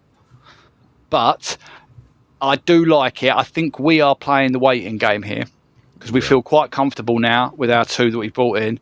We've obviously got multiple pans on the go, and we're just now waiting. I think Bournemouth now will have to They have to start being sensible. The problem we've got is Arsenal are wounded after getting shafted on Rodgers. Chelsea are starting to whop money around to back Xabi Alonso, and we just don't know. I don't want us to jump, because to jump, we are going to have to go big. And United just don't like doing it. They just don't. So Yeah. I can't see this one because, again, the Premier League market is absolutely insane. And if we're going anywhere near that 80, then we should be talking to Adam Wharton, not this kid. Yeah, I wonder with the Tielemans signing if Wharton is Yeah, is going he's to be a thing because they're very similar in the way that I think Tielemans is definitely more of that deep lying kind of ball progressor, playmaker kind of. He has box to box him as well, but I don't see a whole lot of that ground cover kind of defensive minded player no. in Tielemans. I don't He's a see splitting it. the lines type of Yeah. player, and he's a yeah. I also don't see that in Andre Santos. In Andre Santos, I see more of a Casemiro, where Casemiro was defensive, but he's like a back foot defensive, where he's not gonna go chase down the ball. If he's not gonna harangue everybody, he's gonna be patient. He's gonna anticipate, and he will win the ball, and then he'll get it for it. And again, he's got box to box tendencies too. Again, watch that video I did on Andre Santos, you guys, if you haven't yet seen I it. thought he was very mobile actually in his small cameo. You're thought- completely right. He does the Casemiro role with the intelligence and the positioning. Yeah. He's very good. And if you notice, there was a couple of opportunities: a block in the box quite early, and another one where Yoro's pushed out and Maguire was too slow. They've gone round, and who's come across from his midfield position to make the tackle? Santos. He tracked the man the whole way down the line and then made his move to go and take it. So like Sean said, he's got the aggression, the intelligence and the energy to cover the ground. He doesn't just cover the ground for covering the ground's sake. So he's not running like a headless chicken trying to chase the ball. He waits for his opportunity and then takes the ball. And that I like. We do need. There was a bit of some of that last ditch defending in the box from him. I think a lot of that had to do a lot with, in my opinion, just the Bad fact positioning. that the players themselves were just getting the first teamers were kind of getting run around a little bit by Wrexham. And that first one, I remember that first one, but that first one also came after he gave the ball away just outside of his own box, and he had to come back, and he was kind of dallying on the ball. Again, Wrexham were up for it, and I don't blame Santos. I think that everybody on United side, it was kind of like Rocky 3 when they show up and when Apollo faces what's his face, Drago, and it's supposed to be like an exhibition match, like no one cares, and Drago just starts he just kills him. Like I'm Pummeling on him. Did Wrexham know this is a friendly? Like You were screaming after that Spurs tackle. I was getting so pissed. It was like there was an MLS All-Star game where MLS All-Stars played Bayern when Pep was there in a preseason, like in a postseason match. But MLS All-Stars, they were literally like injuring Bayern players to the point where I think it was Jesse Marsh, who was the coach at the time, where like literally was apologizing to Pep during the match because he was like, "I'm sorry." I'm like, this is a friendly. Like, this is annoying. Do they actually know it's a friendly? There was a point, though, Sean, after about 10 minutes of his debut, where Danny was having to defend him because there was someone in our chat and he was just like, he's useless. Chelsea have mugged us off again. And I was like, Again, it's 10 minutes. Give him more than 10 minutes. Yeah. Yeah, I mean, it is. Everybody's an analyst on social media. It's just everyone's a scout, everyone's a lawyer, or a financial expert, or a coach, or it just is what it is. You see right through. And again, I'm not like trying to make fun of anybody, but again, like I said during that watch song, let's give him more than 10 minutes of a preseason friendly before we completely write him off. But yeah, on many preseason PLOs, haven't we? Yeah, no, for real. I do like him. I do think he's a good player. I did worry a little bit about those injuries. Again, I was looking more into the injuries and things like that. The first one he had was a cruciate sprain, so he never had a cruciate tear. It was a sprain, but the issue was the meniscus tear that he had. Now, the issue with the meniscus tear, when you tear your meniscus, there are as an athlete especially, your team has a couple different options, right? And typically they do a little minimal thing to kind of get you back into action. But what I like what Bournemouth did is that they opted for the surgery on the meniscus, which meant longer time out, recovery-wise. But what it also does is it gives you a much better long-term prognosis, even as an athlete. Even putting it's just better for your meniscus to do that in the long term. Now, in and of themselves, I don't worry. A cruciate sprain is not as bad as a cruciate tear. The surgery better for the meniscus. no. The problem was both things together is not ideal. So, No. but like you said, he Yeah, did play well this season, and he wasn't injured. Oh yeah, no, he was their most consistent of players, and one of the most consistent in the whole league. The other thing I did hear, which goes in a good favour about the meniscus, and you were right about the Bournemouth definitely made the right choice for the operation, was because of his age, and he still isn't fully grown at the time when he injured himself. Doctors recommended it because of the fact that he gives him his natural healing will strengthen it. If you wait, he could go past that, and like Sean said, you'd be weaker, short term, but long term bad. His long term, a bit like Adam Walton, he did it the right way, was out for longer, but it gives you much stronger chance to come back. But one thing I am impressed with him is that this season he has been absolutely phenom level for them. Yeah, it really has. Yeah, like I said, I see future captain potential in Alex Scott with the way he just takes charge. I see Declan Rice-esque kind of an Alex Scott at times. Again, he's 80 million is just a lot. I mean, he's got 2 years left in his contract. He's only on 40K a week. It's roughly 2 million a year. Again, if you want him, you just throw out there, say, here's 55 million plus some add-ons, and we'll throw in like the extra 4 million for the next 2 years of his wages that you have to pay. Like, again, just do it. I mean, like Danny says, Chelsea had a 60 million pound bid rejected, I guess, today. Bournemouth are adamant that he's not for sale. I think he's for sale for the right amount. They are in Europe, so they don't want to lose like one of their best players. I don't think they're gonna. I think that you're gonna have to pay a lot now if you want to get him. I just think Premier League midfielders are overpriced. Again, Sangare is like half the price. Just go get Sangare. It doesn't make any sense to me. I know. You could go and get Sangare and Lamine Kamara for the same money. Yeah. Get two. Yeah. So no, I can't. I just can't see us doing it. If it had to be 80 million, but we could do like, 40 now and the other 40 in 320 million payment or 220 million payments. Sorry. That's math. Then I'd do that. I would do that. Because it's not about the number, it's just how much of that they're going to want up front. And like Sean said, they're in a strong position, they're in Europe, they could wait and sell him next year. A week. I mean, if let's say hypothetically you signed him, he's on 40K a week, what would you pay him per week? Because that's where it's really going to get you. Yeah, I mean, I'd be happy to add. If you're paying 80 million now, this is the problem.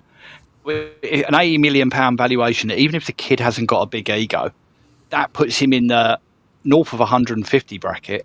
He ain't earning under 100 grand a week on an 80 million pound signing. It's just not happening. Cobby's new signing is his new contract is 120K with potential 150K with bonuses. So I'd be happy. I'd put him like 100, 110, 115 ish. Yeah. I'd say I'd be happy to go up to the Kobe money with some add-ons if we win. Like if we win the Premier League, you can have a bonus. If we win the Cup, you can have a bonus. Yeah. You complete injury-free season, you can have a bonus. But yeah, like I said, unfortunately, 80 million pound deals, even if it's not paid up front, he ain't earning petty cash anymore. You're talking big money. If Chelsea, I guarantee if Chelsea sign him to an 8-year contract and they pay him a lot, and that's just the way it works. Although Morgan Rogers got away with it, didn't he? He's got a 5+1. I reckon he demanded it. He refused. Otherwise, the Premier League cracked down on it. Chelsea really scrambled. Chelsea got in real quick before the door slammed shut, and then the Premier League was like, "No, you can't do that anymore." They did put a cap on it now, so you can't amortize it.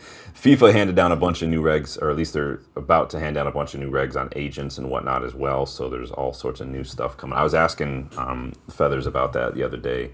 He's actually for the regulations. He thinks it puts everybody a little bit more on an even playing field. I'd love to hear his take on just. I know he can give us facts and actual names, but what it's like when, we hear this talk. Is that the agent feeding Fabrizio, or is it Go the watch. club feeding the Go agent? watch the video. Oh We yeah, did no, ask him about that. I I, did ask you guys to give me questions before we did that, and that was one of the questions. If you guys are yeah, familiar I with the wasn't homepage there. of the channel, I sat down with Adam Wharton's agent, James Featherstone, with the Sports Agency. To talk about all things agent. We didn't talk transfer rumors. I said that from the get-go. So if you guys went into that looking to hear some secrets, it's not going to happen. But we did talk Yeah, about what it's like being an agent and whatnot. And that was one of the questions. But I'm not going to spoil it for you. You guys got to go no, watch the video. you got to wordplay it. You got to sort of. He's not going to be able to tell you direct Yeah. things, but you've got to ask questions in the way that you'll get an idea from his answer what it's Yeah. like. Yeah, So well, he's a good guy. I'm looking forward to maybe linking up with him next time I'm over there because they are based in Manchester, I think. So he's always giving me quite some cool. good restaurant recommendations down there, but he's got expensive taste, but I don't mind. Like we said though, me and you were talking. Some of the restaurants just ain't on. If you're from Manchester, you know it, but some Yeah. of them just ain't on the map. If you And know, that's if why you I'm know. always asking people who are familiar or from Manchester because all I can do is Google it. I don't know without going what the Yeah, stuff's like. I don't like, and I can't like search every single, like you're saying, nook and cranny in Manchester proper to find it. I know that there are some that aren't even sit down. Like there's a cheesesteak place that's not even a restaurant. It's just a window in an alley where you order and get it carried. And it's supposed to be amazing, but I'm like, mm, that kind of stuff. I'm like I want to find the best chippy. Like, where can I get the best fish and chips? I need some. Like, I've had fish yeah. and chips in Manchester, but I want to know where the locals go when they want good fish and chips. Because I See, well, mean, you were asking me about the greasy breakfast, wasn't it? Like, and oh I'm yeah, like, no, there's only a place to go, but you won't find it on the internet. It yeah. just I'm isn't. I'm that tourist. But it's not just because I'm like ooh full English. It's because everything you get in a full English is what I want for breakfast normally. And whoever invented beans on toast is an absolute genius. By the way, it's amazing. Of course. I could eat Yeah. that every single day for breakfast. That's got everything I like. In my house, it doesn't come without cheese. Oh, Like and then you got to do the cheese. cheese and beans on toast, not just beans on toast. So you guys have good hash browns too. The hash browns you guys over there are thicker than we get here, so they're really really Easy, good. make your own.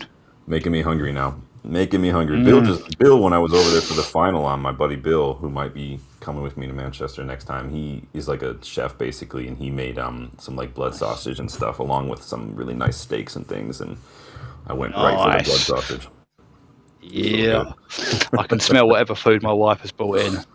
Nice. Sure what it is. Well, we'll let you get going here soon. We got some odds and ends we're going to talk about, but yeah, Adam Scott, you guys let us know in the chat. Would you take him? How much do you think you would pay for him? How much would you pay for him per week? I like Alex Scott. Not a fan of the knee issues. Mm. I still Like the think my player, first I'm not a choice fan of the price. Sangari would be the Yeah. one I'd go for first and foremost. But you guys know how There I was feel about tentative that. links again today, people. Oh, Tentative.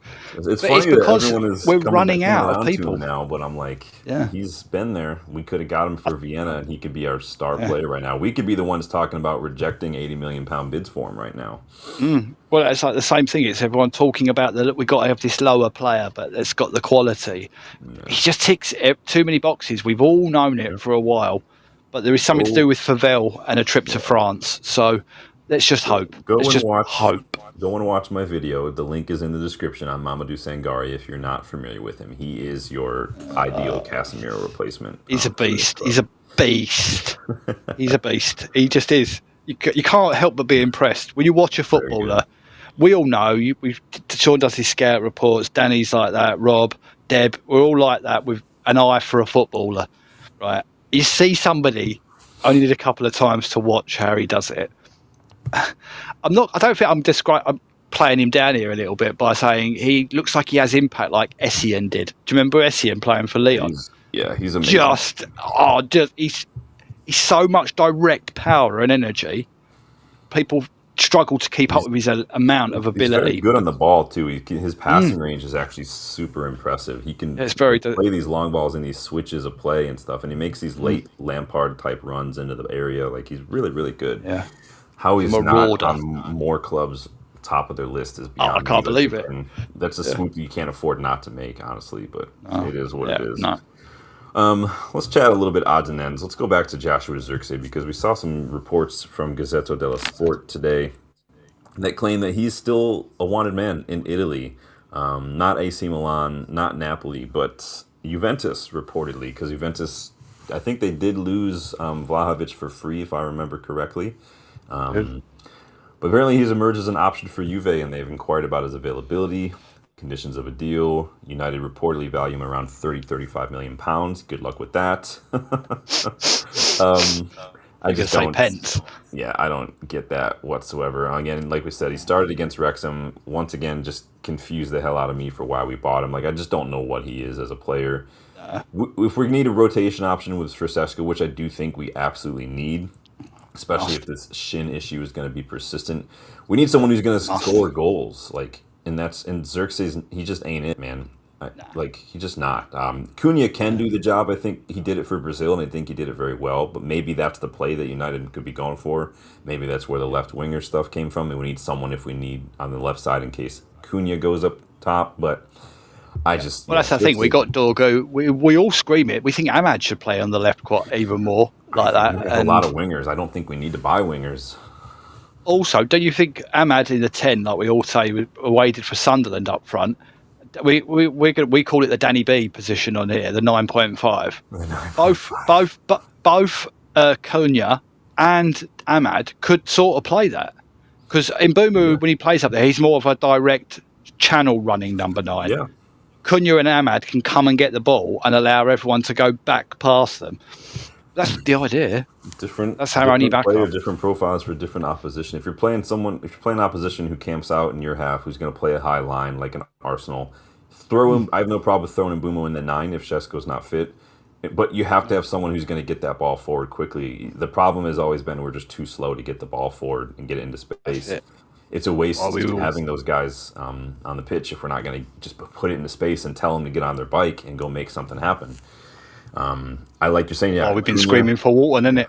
Cunha, Ahmad, JJ Gabriel is another one who could pick up the ball in tight areas, centrally deep, and actually create space for themselves, drive the ball forward. We have those. We've got the inverted right wingers. Some of these guys might need to learn how to play left wing a little bit. Ahmad's played there, and Mbeumo has played there a couple times. Cunha is the left wing option we have. But I do want a 9 because I want a 9 who takes up the positions that a 9 is going to take up. We don't see that with Cunha or Mbeumo playing there. In flashes, Mbeumo towards the end of the season did end up getting a goal here and there in the last 3 or 4 games because he was camped out in the box, which is exactly where he needed to be. I don't blame him for not doing it because he's not a striker, but that's what I mean when I say we need an adequate backup. Someone with a striker's mentality as well. Yes. Ruthless, yeah. There's spaces that you want a 9 because we're putting a ball in the box. I mean, not that we put a ball in the box for Šeško anyway, but that's what we need. But also, Sean, I don't want another. Okay, what was one we linked with the other day? Mateta, right? Now, nothing. I'm not talking about the player's ability, but he's very similar to Šeško. What's the point in having Šeško's not working? Yeah. Let's bring on someone that's the same and carry on playing the same way. If something doesn't work, you change to something else. You don't just keep going at it. That's the definition of insanity. There's options. You gotta have. I like Troy Parrott. Eda Young has a low release clause at the moment as well. Junior Krupi. Junior Krupi.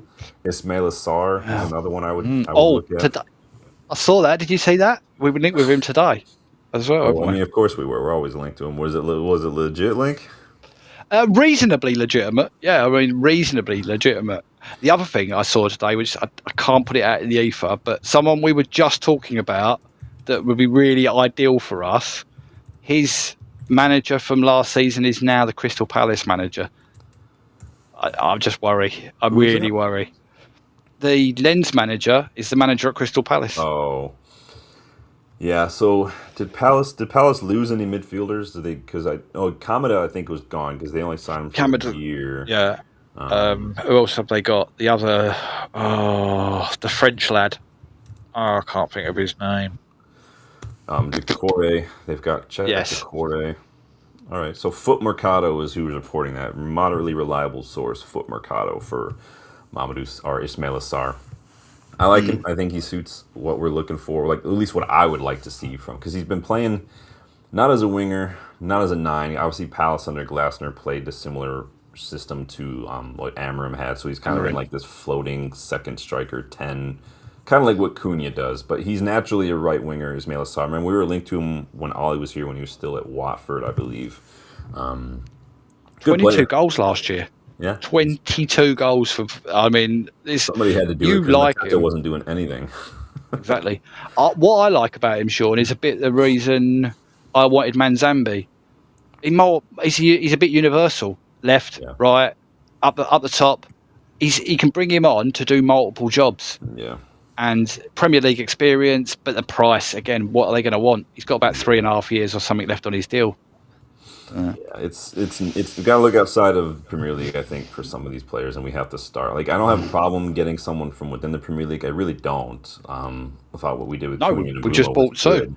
I think we capitalized that last summer when the market wasn't insane for Premier League footballers, and now it's just nuts. So I think you just have to.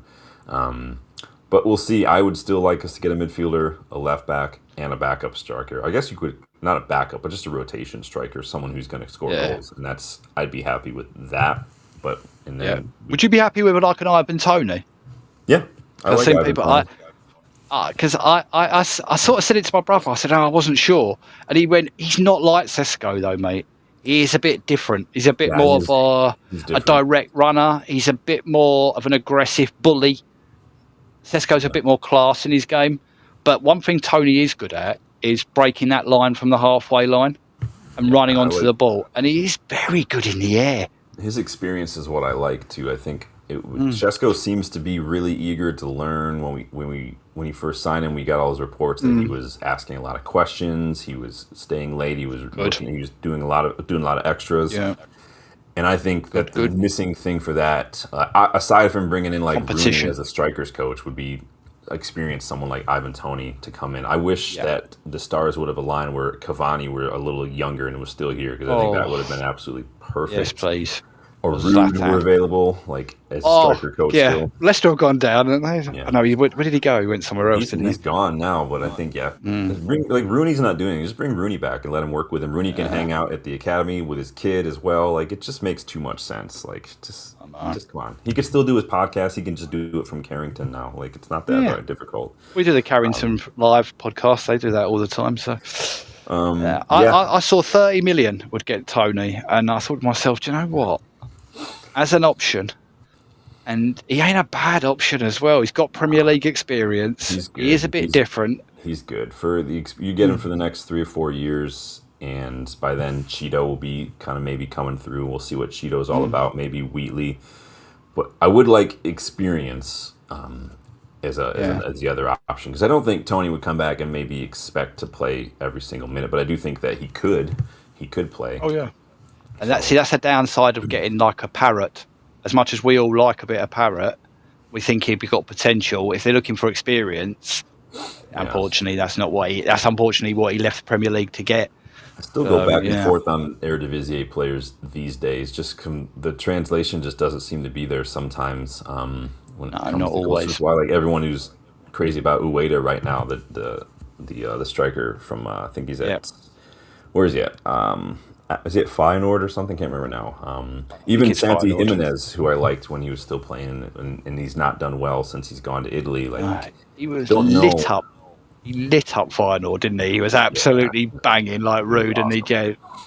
Like Pavlidis, though. Pavlidis is still good. I would take Pavlidis still, but he's going to cost a lot of money to get out of Benfica. He would be another experience. I think he's 26, 27 now, but he's really good. So we'll see what happens with Xerxes, what happens with the striker. We've got Rosenborg this Friday for our next preseason friendly, you guys. I think it's 2 or 3 in the afternoon for me.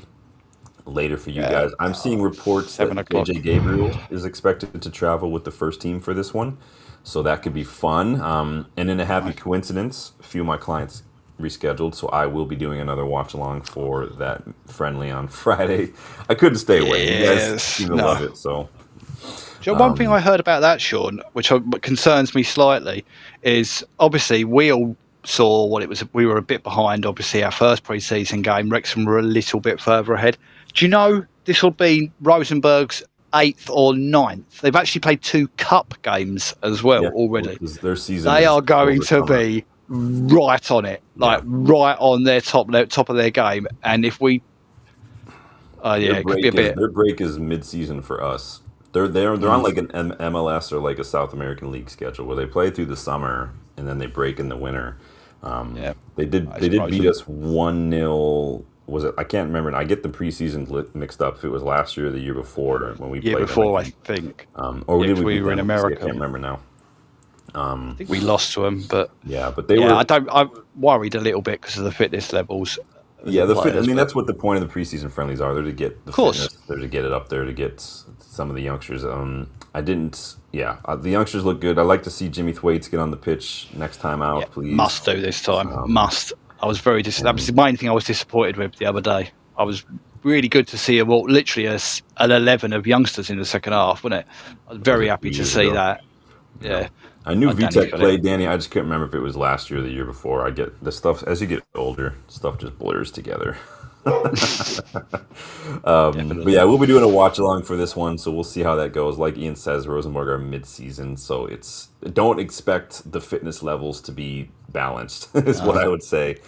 Yeah, I they are expect to going to see be more of the running same. us. We'll Yeah, it'll see be if any 11 more. changes again, I reckon. I read that someone else could be returning from the World Cup. Read that maybe Ahmad could be back for this one too, if I Um, remember yeah, correctly. wasn't it Bruno and Delope due back this week I as can't well? I remember think. because I think Ivory Coast went out earlier, if I remember correctly. So we'll probably Yeah, see him come trickling in over the next couple weeks or so. Obviously, we want them to get definitely. their time off. Um, so we'll see what them. I Amends do must have, be back as well. yeah, Lamans. Yeah, he could be. He didn't really play much. Be nice to see some of the more first teamers again, but the first teamers didn't really do much when they were there. But the first teamers that come back from World Cup will definitely be more fit, more match fit anyway than the other guys will because they haven't Yeah. played in a month. But I do have At that least other. Kobe's coming back with a point to prove as Yeah, well. yeah. I don't think he's really injured, honestly. I think that's a No. load of rubbish. Yeah. But we'll see what happens with Kobe. I do have that big scouting report special coming out sometime soon. I can't guarantee it's gonna be this week. It's taking me longer because I keep getting busy with other stuff. But remember, it is my top 21 under 21 scouting report special, so it's a big blowout special. So it's 21 players who are age 20 and younger. Who they're not in any order. Nice. That if you guys wanted it in a sort of ranking, that would take me another several weeks to do because that's so you're just gonna have to rank them yourself. But they are my picks. Again, this isn't universal. This isn't like, and there were a lot of players that could have made it who I had to say no to for one reason or another. But 21 players, 20 years old and younger, who I think are the best right now, at least from all of them pretty much I've scouted. So if you've been following along the channel, you might be familiar with a lot of them as well. But keep a lookout for that one as well. And Anthony Taylor is retired for from refereeing for all you guys who are fans of Anthony Taylor. I'm not a fan of Anthony Taylor, but Evening, Mike. the issue I have with this is it just gets us more and more closer to a universe where Michael Oliver is like the head honcho basically, and I just don't know how I Oh, feel about that. don't. I just don't know how I feel about that. I feel slightly less hungry now. I Yeah, feel. so hopefully the ruining of appetite. But yes, Anthony Taylor has announced his retirement. Supposedly, we've seen a couple new referees this past season. We're supposed to be getting VAR specific referees moving forward as well, so there's not that kind of blurry overlap. We'll see. The way the referees were the stars of this World Cup was mind-boggling. Like, when did we start putting referee names on the back of the referee shirts? I don't I get know. that. Yeah, I know. I know. And they're having their own little hydration area for the refs as well. You Yeah, you shouldn't know can't have these that. guys' names. You shouldn't know anything about them. They're there to keep 22 men on the No. pitch, and that's their job. Honestly, like Yeah, that's all they have to no. do. It's just blow smoke for the sake of blowing smoke, and it. I mean, let's Yeah, just make it what it is. Let's call an egg an egg. it's nuts. But yeah, Anthony Taylor, nah nah nah nah. Hey hey hey, goodbye.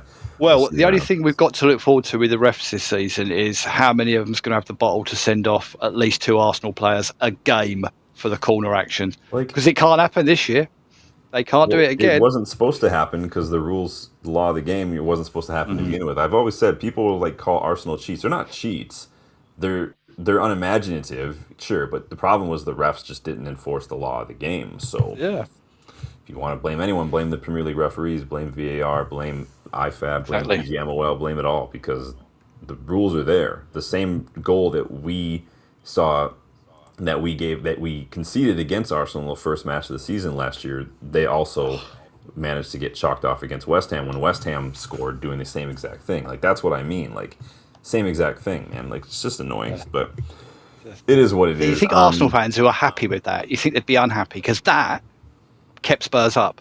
That I think kept they care Spurs more in about this winning the league. league than about Spurs, to be honest with you. So Oh, that would have just been like a 50-50. little cherry on the top of the cake for them. I think I think the Arsenal fans would rather win the league, but the funny thing is, no one cares because it's a World Cup summer. So as soon as Arsenal won the league, like nobody was talking about Arsenal anymore. Everybody was too busy seeing David Beckham in about 27 different commercials for different products and stuff. Like Oh yeah, for the World that Cup. tweet. I saw your pictures today. That's quite funny.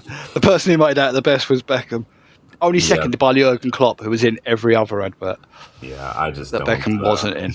Yeah, so Arsenal fans, like, cool, they can celebrate Mm. Saka getting a little bit of a hat trick, but that's literally the only thing they have to celebrate. So we'll see. A lot of them are thinking that they're favorites, that they're gonna win, they're gonna repeat and gonna retain the league. I think they got lucky. I don't think they're gonna get as lucky again this time. So No. we'll see They've if they already got keep blown missing out out on. by Chelsea for Rodgers. Yeah, they keep missing out on targets. I don't know what they're gonna Yeah. do. Saliba's gone for at least a couple months, so We're going to see how bad Gabriel actually is as a defender now because he hasn't got yeah. Saliba to hold his hand for the entire game. We So saw it a yes, lot in please. Brazil when like against that Morocco game. He and Allison. I laughed so hard at the pub during that goal that this Brazilian fan literally was about to fight me. I just laughed so hard. I had to explain to him like I don't care about Brazil. I don't care about Morocco. I care about the fact that he's a Liverpool player and that this guy's an Arsenal player. I So was mocking Ty on DR Sports the fact that I got banned. I well, got blocked. that'll get you blocked. But you guys, that has been the news roundup. Ian, I will get you out. If you got good food that you're smelling, I want you to get going and get it handle it. Yep. But you guys, leave your thought in the comment section if you guys weren't able to catch the live for me. But most importantly, guys, make sure you hit that like button. Make sure you subscribe. Good show tonight. Good chatting.